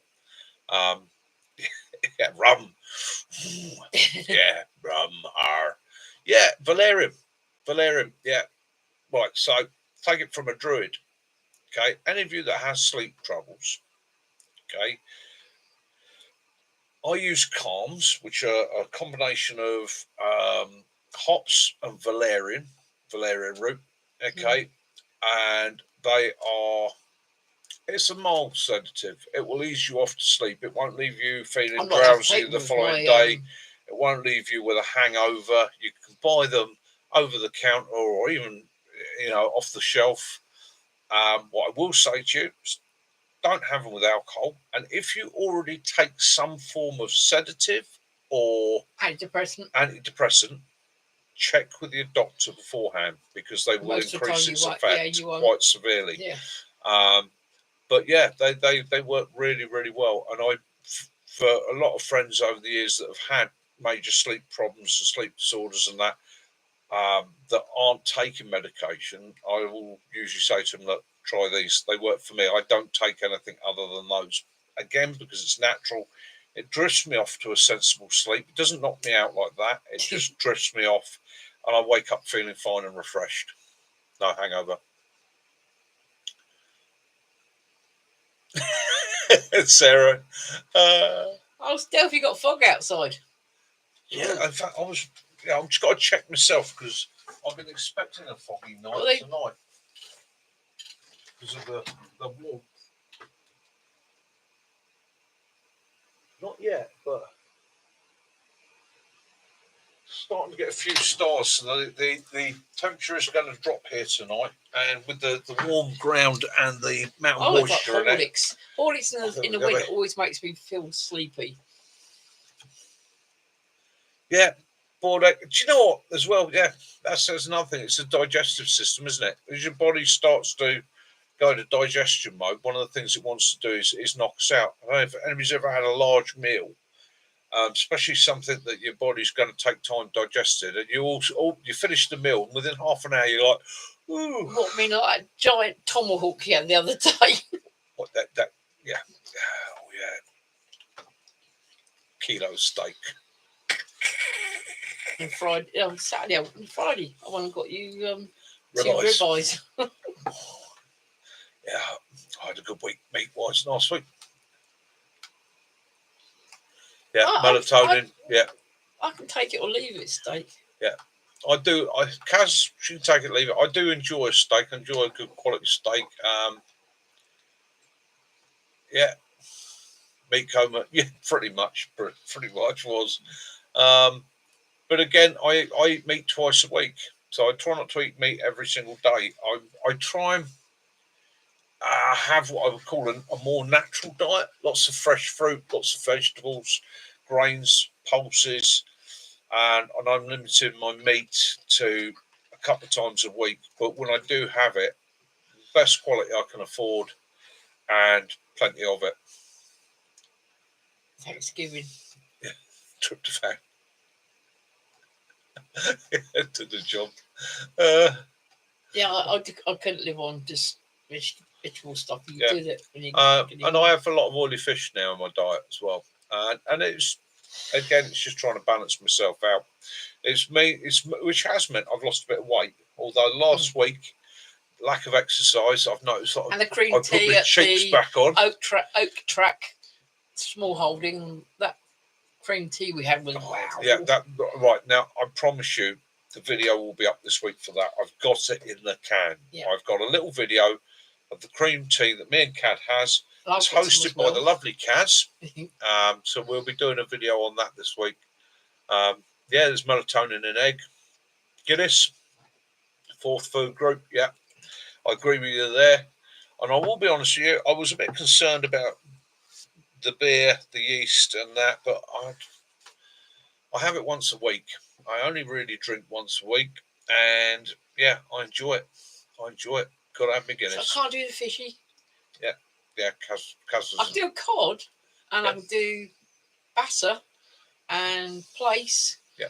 No, but not salmon or any tin No, fish. you're not keen on a really oily fish, are you? Prawns, if they're cooked hot and they're hot. Do you know what one of my favourites used to be as a kid? Prawns. One of my favourites as a kid was literally a tin of pilchards in tomato sauce. Mum used to And buy them for the cat. I'd get a slice of bread, put it under the grill, toast one side, turn it over, put the pilchards on the other side so the tomato sauce soaked into the bread, and then grill that for 5 minutes under the grill. See, I'll never, I used to love that. Yeah, amitriptyline. Yeah, I took amitriptyline last night to help with my pain and to help me sleep, and I slept for an hour. Getting killer. Me and you there 100%. Yeah, do you know what? Some of the best fishing trips I've had have been mackerel on the feathers, yeah, on the beach, bucket, salt water, fire, gut the mackerel, leave the head on, into the bucket, bring it up to a not even a roll until it's cooked, basically, out, and then just flake it off. Absolutely to die for. I love mackerel.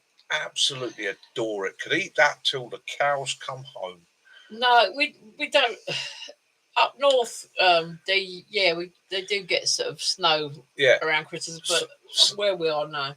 Yeah, so where we are in the southeast, basically the only time we really get snow down here, we get 2 types of snow here. We get our usual snow comes with an Arctic blast. So by the time it's come down over the UK, what we tend to get down here is a heavy, wet snow that lasts at most a day, maybe 2 days. So, have you seen that South Africa have got snow? Yeah.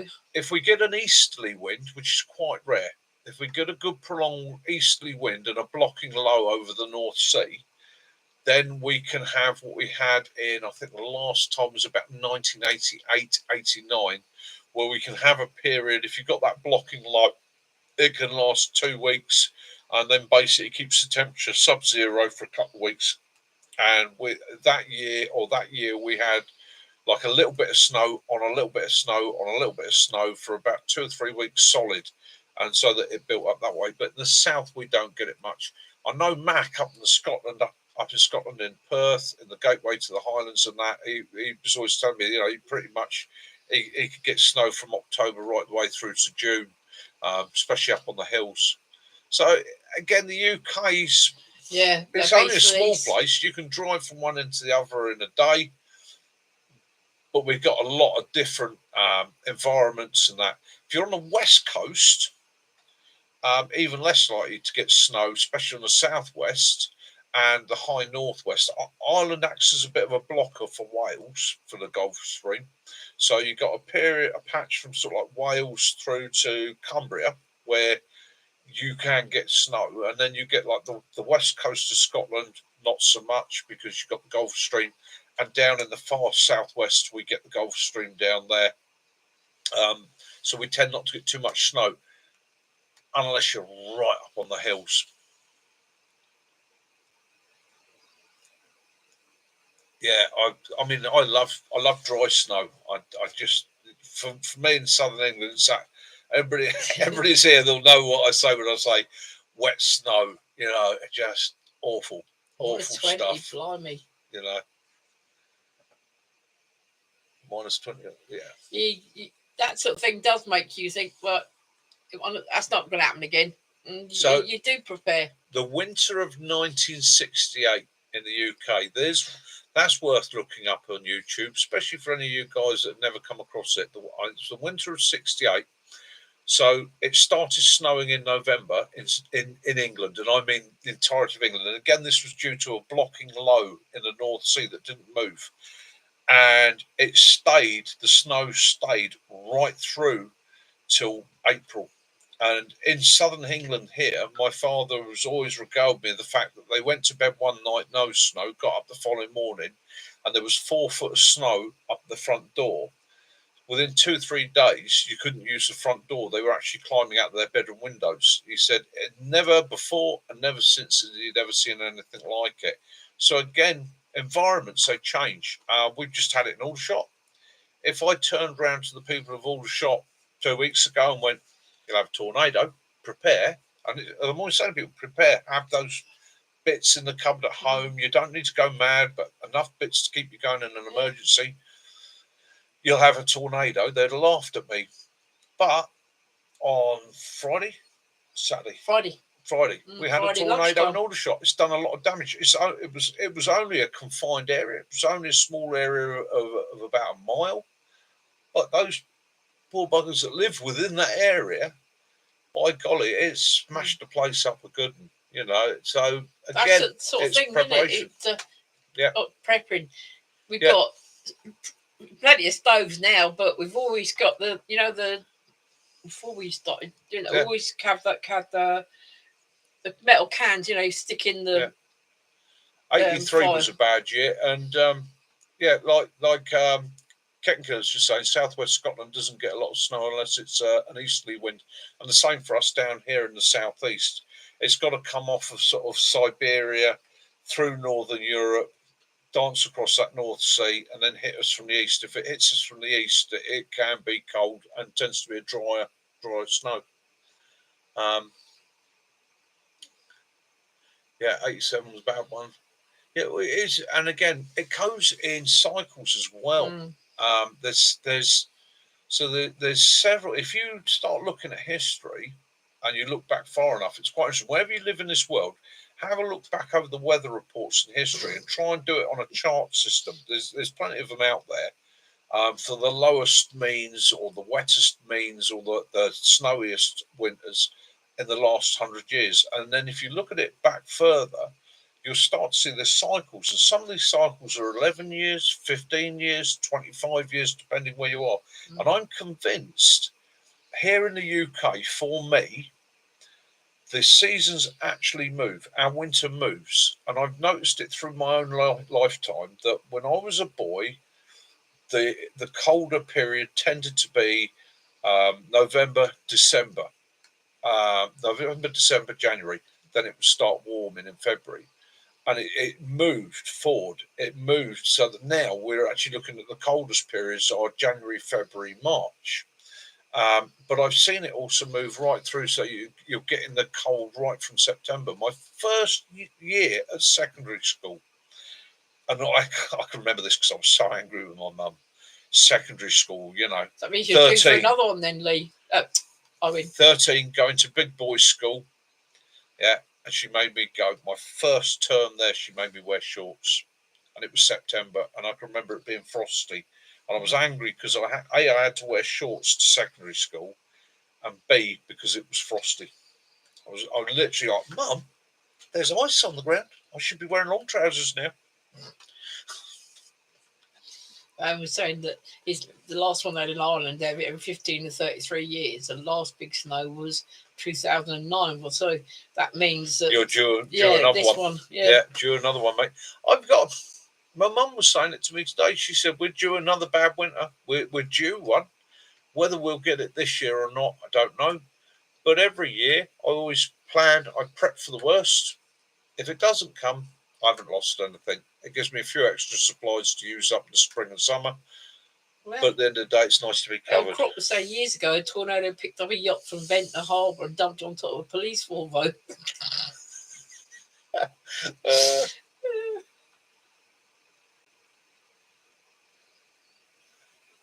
Yeah. Getting good at school seasons, change. Yeah, you're right, and they do change. But there seems to be like an order to it, how it moves forward and backwards, and depending on when that cold spell falls, it seems to impact on the type of winter we get. We haven't had here in the UK. In these pools. Or here in southern England, we haven't had what I would call a cold winter in 10 years. No.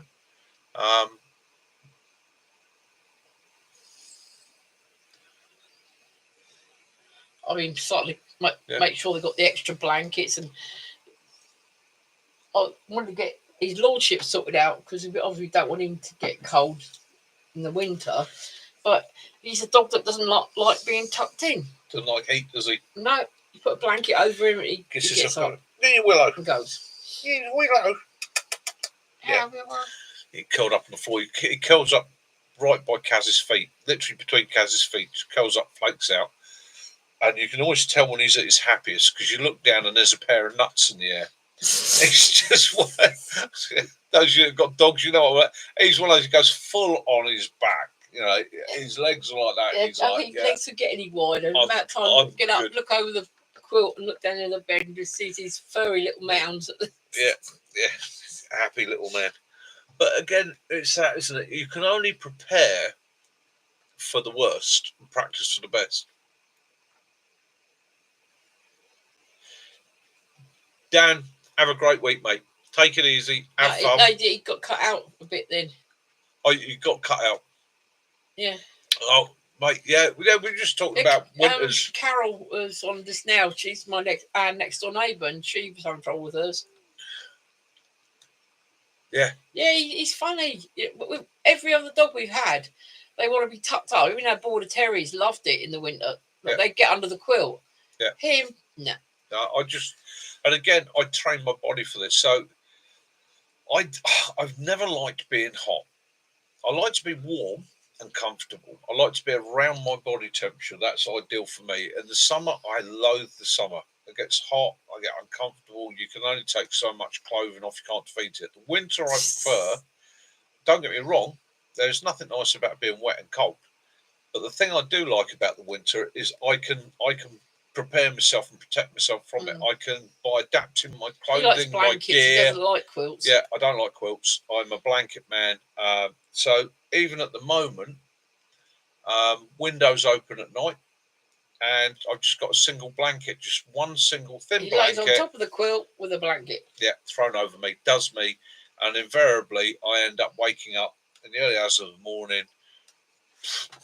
Yeah, blankets thrown off. I don't do heat. You're not too warm over there. I think that's also, you can teach your body to accept that. 37.5 degrees, and you shouldn't be feeling hot or cold. That's your core temperature. So if you can aim at keeping yourself around or keeping that ambience so that you don't feel hot, you don't feel cold, you're fine. What I tend to do this time of year is I tend to let myself get a little bit cooler. So that I sit there, I go to bed and I actually go, that's nice and cold. Nice and cold. Benny, why are you going to the gym? It's your wife that had the baby. Benny, you're fit as a fiddle anyhow. Yeah. There's no two ways about it, mate. You snake. Please don't make yourself any fitter. You put poor old buggers like me to shame. Is baby back yet? Did she come home today, or is it tomorrow?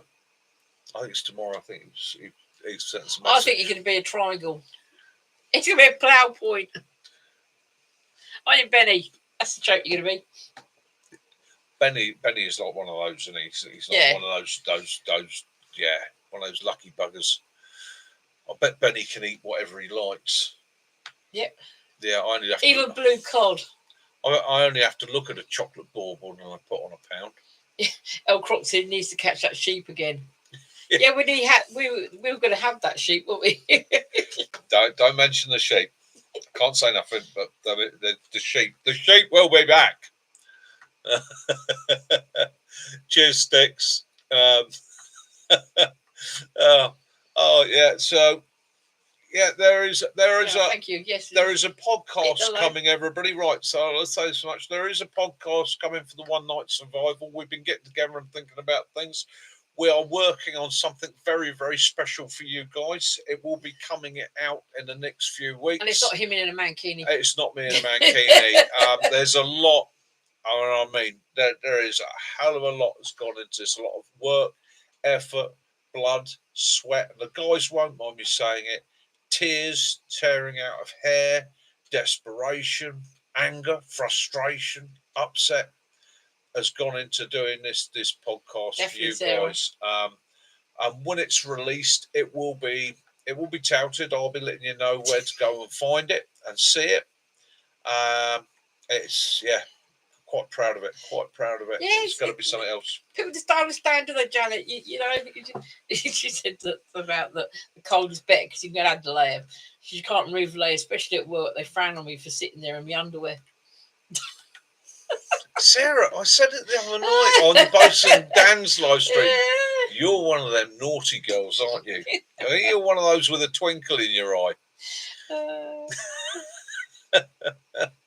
And fair play to you.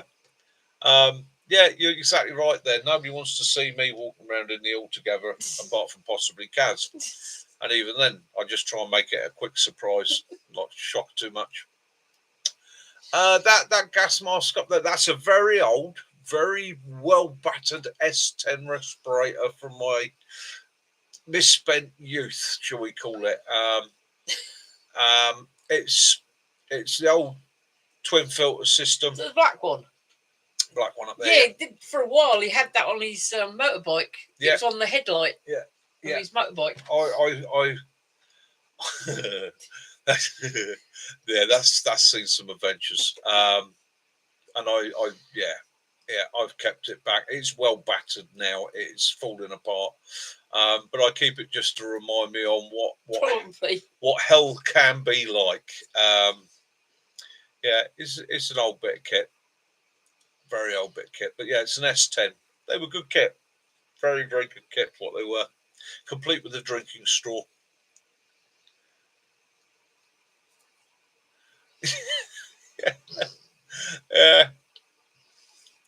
Yeah, I don't know. I was in two minds the other week. I was sort of like, if I put a bit more weight on and sort of, crush the old boobs together, do a bit of firelighting. Man lights fire in woods, maybe with a bit of cleavage on the show, bit of hairy chest, boobs. I thought it might actually increase my views, It's that old, oh, one for the ladies. That's Mick and Lycra. Oh dear. I look like a black caterpillar. I've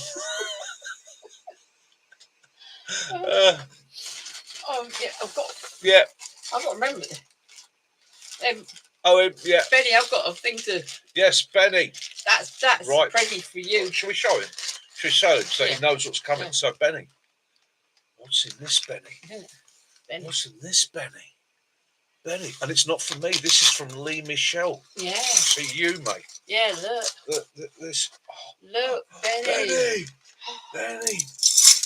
Oh, Benny, and it's got one of these, Benny, and it's got some of these, Benny. Oh, Benny, you're a lucky man. Benny. Mick enjoyed it, John. Willow just went out. I showed him a video the other day. There's one of the bigger versions of the pool that we got for Willow, and they had llamas using it. He wouldn't use his. Right, Benny, let's go to this for you. As we walk at this. Max said, as a last word, can you all give a moment for the men that Arnold 80 years ago going through the hell? Yes, he did. I will do. Right. So there we go, Benny. That's just an idea. It's got more legs than this, but yeah, that's coming up to you, and that's from Lee Michelle. So if you want to thank him, you can do. Now, something I would like to say, yes. So 80 years ago this week, okay, you had the men who attempted Operation Market Garden, taking of the route into Arnhem to shorten the war. Paras, not just Paras, there were many different units involved, but the Paras led the forefront of the bridge at Arnhem, and it's a moment of glory. The stories were told. Watch the film Bridge Too Far, gives you an idea. But yeah, and today, even today, the people of Holland honour those guys every year. and veterans, both young and old, remember it. I was watching a video today. Yeah, a moment's thought, guys, for those guys that were caught up in the most difficult situations. They gave their all for. They did. They did. And as you're all aware, I have my own little bit of history. But these days, I am a pacifist. I want to see peace in the world. Really do. But I honour those men. I raise my glasses to them. To all the guys involved, but especially to the men of the Parachute Regiment, both past, present, and future. I lift a beer to you guys. Yeah.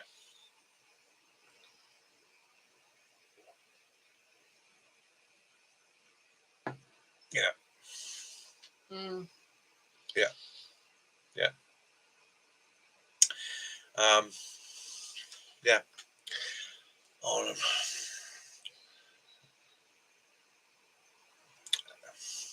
cheers, Dan. Yeah. Yeah.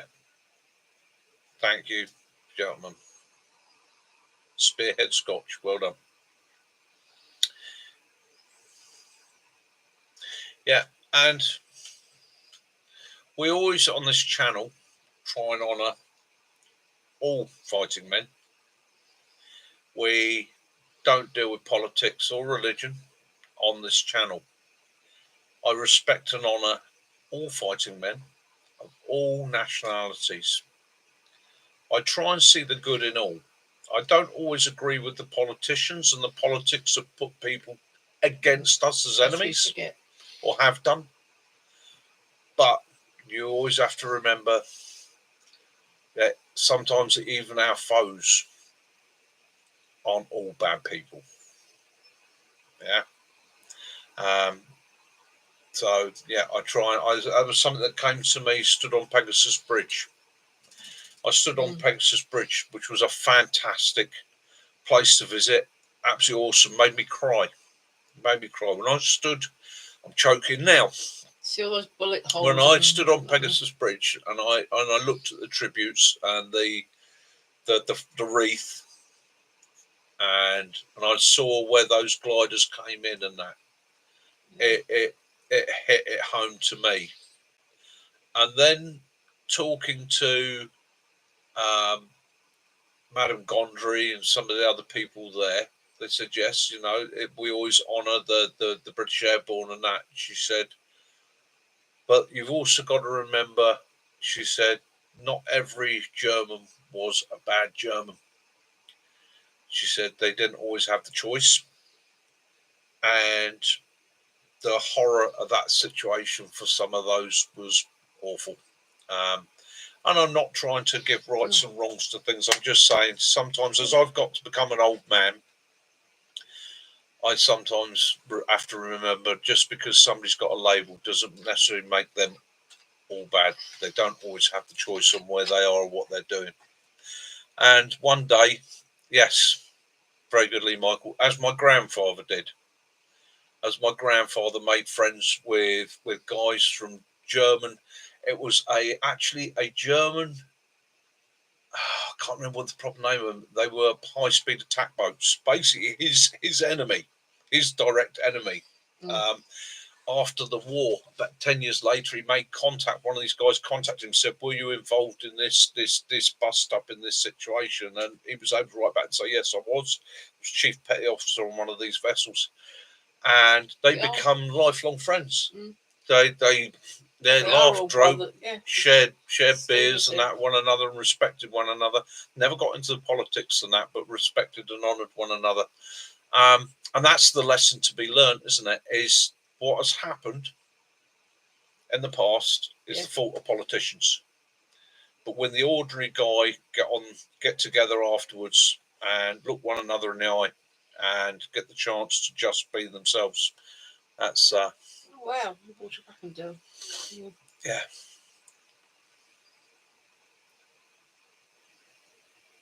Yeah, it's not the people, it's the leaders. No, it's always the leaders, it's always politicians. Yeah. So, and again, history just repeats, doesn't it? It repeats. We were watching the thing yesterday. Was it two soldiers that they managed to identify that they buried them, didn't they? On yeah. We did something very similar a few years back, wasn't it? We used to do a lot of green laning, and our little group of green laners, we found a marker in Sussex for a German bomber crew that had gone down. And it actually had a tombstone at the edge, or just off the track. It was all hidden behind the grove. Jamie. And it was only the fact that we literally stopped there for a brew. We pulled over that part of the track, and one of the guys gone off for a wee, come back, and he went, come on this, come on this. And there was a stone in there that had been erected during the Second World War by the locals. And they basically found out the crew's names. Thanks, Joe. Put a little monument stone up where they lost their lives, with their names and that on it. And we spent about 2 hours, wasn't it, clearing out round it. We actually cleared it so people could see it from the track, because we felt, well, it shouldn't be hidden. You know, these were somebody's sons, they were somebody's parents, they were somebody's loved ones. It deserves to be cleared and actually shown. Jamie's leaving. Says thank you for a great stream. They do, Cujo. They do. So, yeah. So there we go. I nearly got a bit emotional then, as I do. Yeah. Times. Yeah. Yes, it is. But yeah. And there is, within certain military, within all, but especially within certain military units, there is a real brotherhood that's passed on through the generations, mainly through the difficulty of their training, their esprit de corps that's given to them and carries forth. And I always consider myself quite honoured to have met and worked with Mac, and through him met some of his friends, some of his colleagues. He helped introduce me to some guys within the Pathfinders and things like that.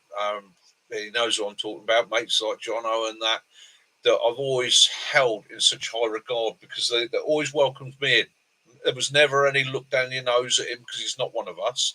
There was times when I would sit back a little bit and know to keep my mouth shut, but they're always, wonderful guys. And so Mac, to you, mate, thank you very much. You'll never know how much it meant to me the day that, the day we got together and had a few laughs. Oh dear, we've got a thing in the house.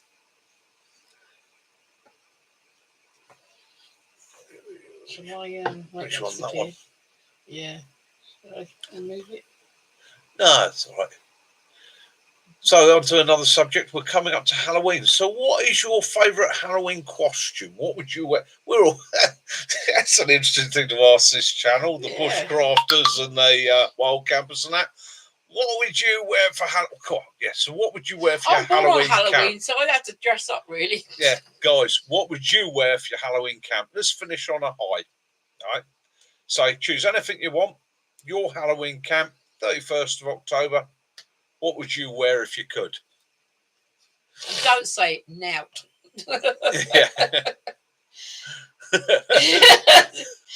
Again, without sticks.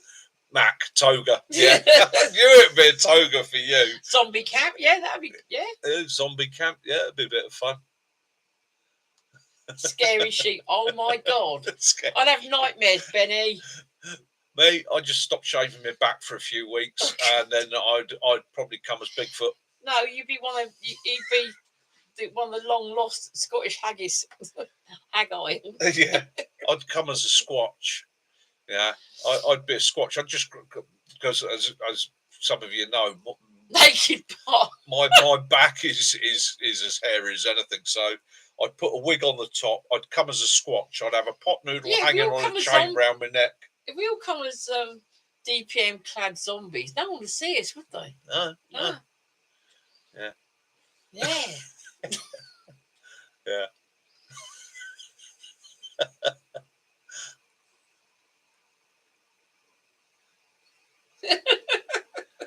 Batman. Yeah, someone's got to come as Batman. You got that Batman. old man mask, didn't you, somewhere around? Yeah, I've got that old man mask around it somewhere. Yeah, I'm going to Squatch this year. I'm going to have a pot noodle on a chain round my neck. We all went as the Day of the Dead. Yeah. With the mask. Yeah. Face paint and that. Pot noodle around my neck. I don't think you've got a. Yeah, I don't think you've got a US can opener, have you, Mac? No, I don't think he does. Yeah. Oh yeah. Yeah. Angry Beaver. It's always got to be one. Nick is Batman. I am Batman with my Lavoo. Yeah, that's a good point. It got me a Lavoo. Yeah. Yeah. You're not Batman. I am Batman. You're not. I am Batman. You're not. I want to be Batman. I am Camo Man.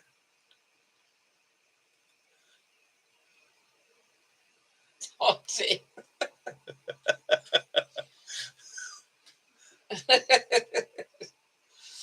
Oh yeah, that would be good, Dan. It's my birthday, and I love Halloween. Dan, I've been talking to Sticks. There may be. You got a bat scooter. You have given. I said Sticks kitten. might be able to, because he would be on my route if I came up to you.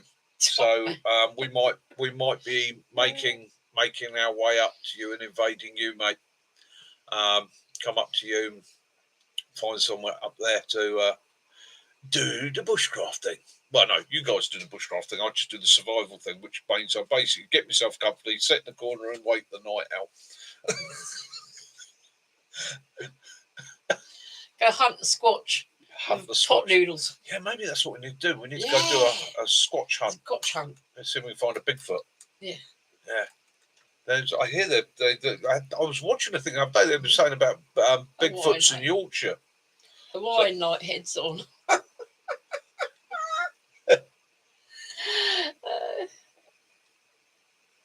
Sounds like a plan. Benny, I loved it. You seen your little girl, your daughter yesterday. Benny, that was funny. She gives you hell. That made our night.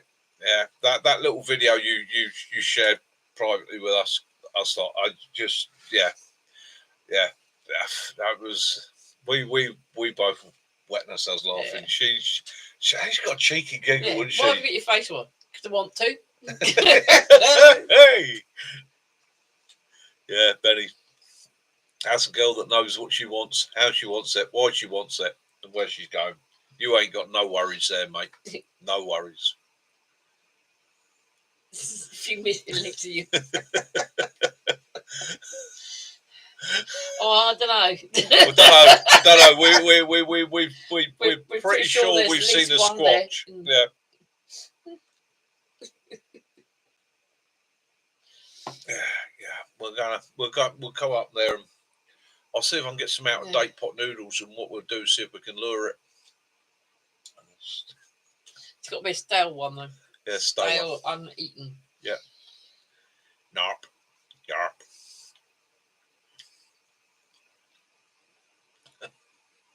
Just need 2 hours. Yeah. 1:53. You can act like Batman. Oh my god. Oh dear. Dress as Batman with your. It was. Yes, I did. Benny, it was an awesome camp, and I'm going to say this much in a very respectful manner. Dan, I watched your video, loved your video. I now know what it's like to be inside a ribbed condom looking out. I said, so but that your Barbie brothel with your different coloured lights in it. I thought you'd take this back to Thailand. You know.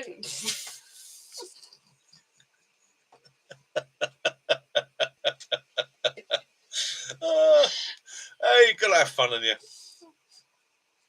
Yeah, can't wait. Yeah. Can't wait. Yeah. So have that sort of mindset. Think, yeah, I can do that. Yeah. Got to do it. Got to do it. You can do anything. Mick had to be hot on his feet the other night, didn't you? Yes. Some little kiddie had decided it'd be fun to leave our front gate open. Oh, don't.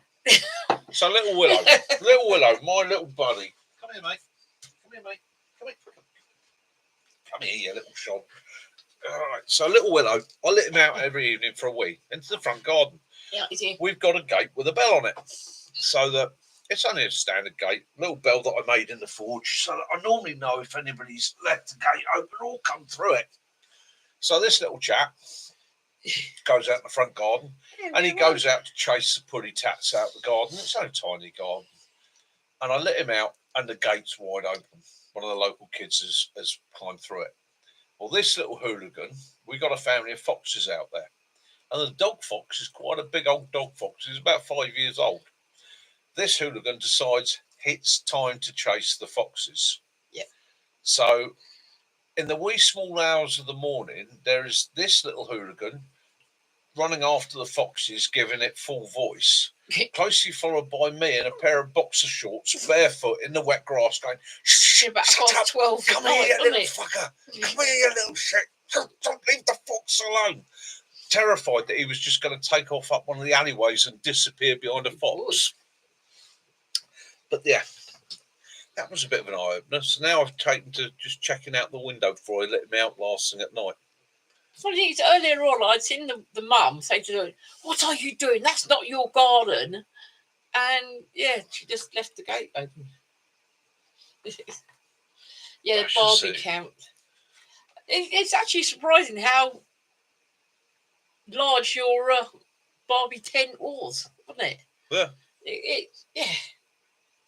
You've got about 5 people in that. Collabs are where it's at. There is, and do you know, collaborations, getting together, meeting one another, sharing ideas, having a laugh and a joke. We're all very, very different people with very, very different backgrounds. But the one thing that brings us together is our love and our hobby. One of the things I've noticed about the outdoors world especially is we sort of know where the priorities are. So when you because of our to that place, because of our studies, because of what we look into, we no longer see the crap of life as important.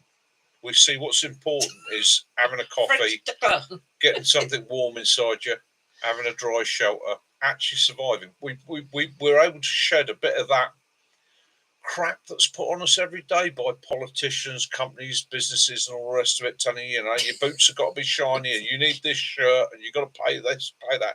We actually get back to the basics, and once you get back to the basics, it's how similar we all are. Very similar senses of humours, ideas. We laugh. We don't get offended easily. It's one of the nice things I've found in this community, and I've done it a couple of times. Now, I'm not normally one to say, don't do this and don't do that. But there's been a couple of times where I've put a comment on somebody's video, trying to be respectful and polite and saying, mate, I wouldn't do it like that because I've done that and this is why, and it's led to this or that, and so on. And it's always amazed me how those guys tend to come back and go, cheers, mate, thanks for the advice. It's not a case they don't get offended. We don't get, and I've had it myself where somebody's got hold of me and said, mate, I see what you're doing, but try it like this, you're doing it wrong. All right. And I've gone, all right, let's try his method.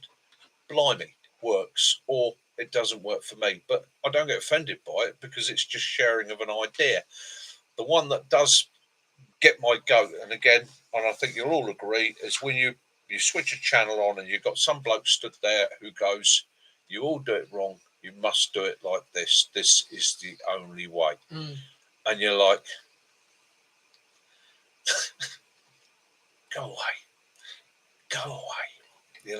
It's no, find what works for you. You get on with it and you do it. What I would like to do next year, and this is important to me, right, and I've got to figure out how to do it, I would like to get more ladies involved with the camps and the channel. I want this to be a safe space where the girls of the bushcraft, the wild camping world, the women, can feel they can come in. There's no, there's going to be no sexism. There's going to be no pointy finger. There's no crudeness, but also there is no kid gloves. We all have a laugh. We all have a laugh and a joke. Yeah. We're all very careful not to be offensive or to be outly rude. However, we are all adults, and we all tend to. It's funny, outdoorsy people tend to sort of laugh at the same sort of things, no matter who you are. Yeah. Sarah, and it's me trying to be all politically correct. I look down. What's the first thing I see? Sarah, ribbed over flavour every time. They don't do steak flavour after all. She always said, always pays to be safe and rib for your pleasure. Yeah. Yeah. Camp Blue Pill. Do you know what? I've got this picture in my mind now. Oh my God. Summer Camp 2025. Right. There's Mick, Sticks, Benny, Bosun Dan, and all that. We're all sat to one side going, what time's Sarah arriving? I'm a little bit worried. I'm a bit scared. Yeah, it was going to be Sticks from the erection to, yeah.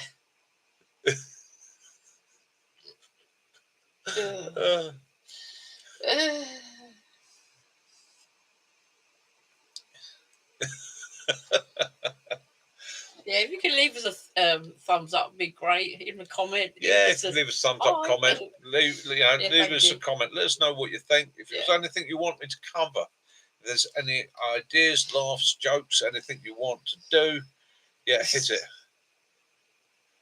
How high up a creek can you get your hammock? You pretty much go as high as you want to go, as long as you can climb into it.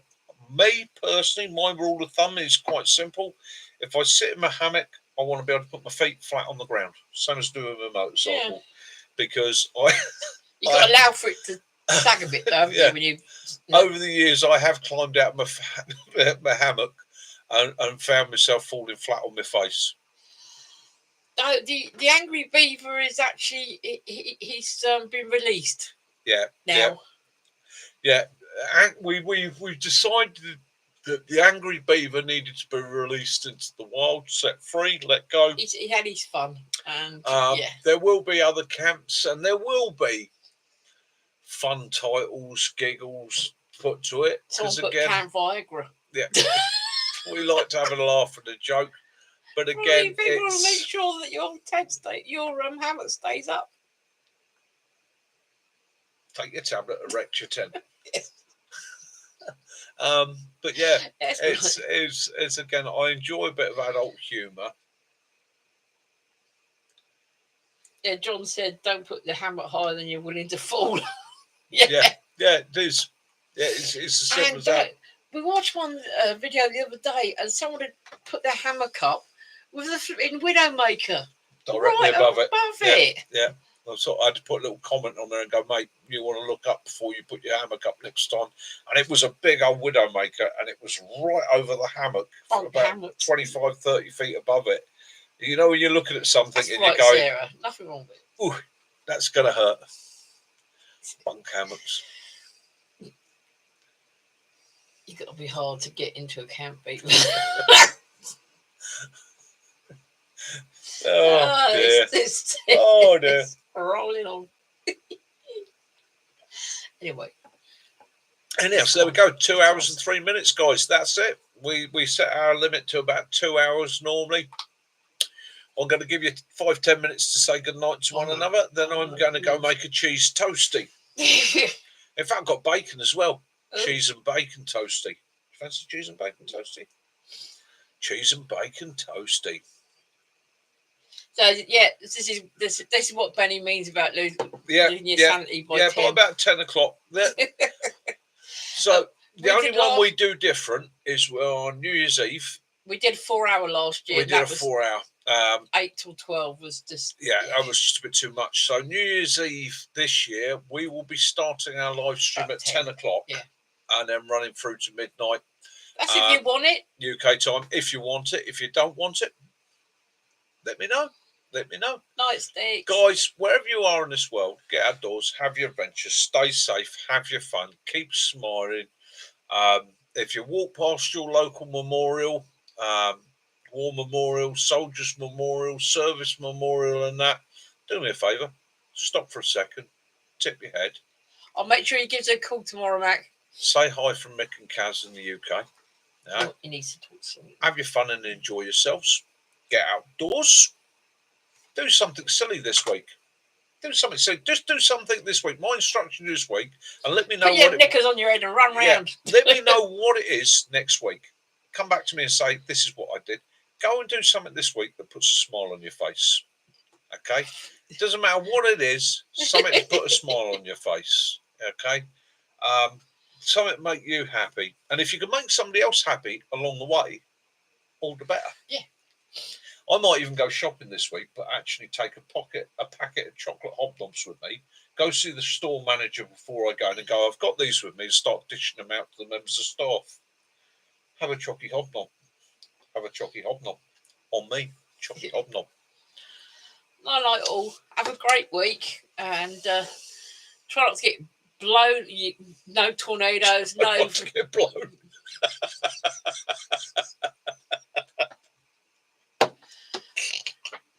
Ladies and gentlemen, when we get off the screen, I'm going to slap you upside the head. Oh dear, I am so sorry. I am so sorry. Oh dear, chocolate hobnobs. You and your Food of chocolate kings. hobnobs, Owen. Food of kings. Good night, one and all. Yeah. Love those you do. Forgive those you don't. And as always, peace and light be upon you all. From Mick, Kaz, Marooned Mac, Willow. Yeah. Have an awesome week wherever you are in this world, guys. And look forward to catching up with you soon. Mac, I'll give you a ring tomorrow morning, mate. We'll sort that out for this week. We'll have a night out. All right, guys. Take care. Stay safe. Have fun. Not all.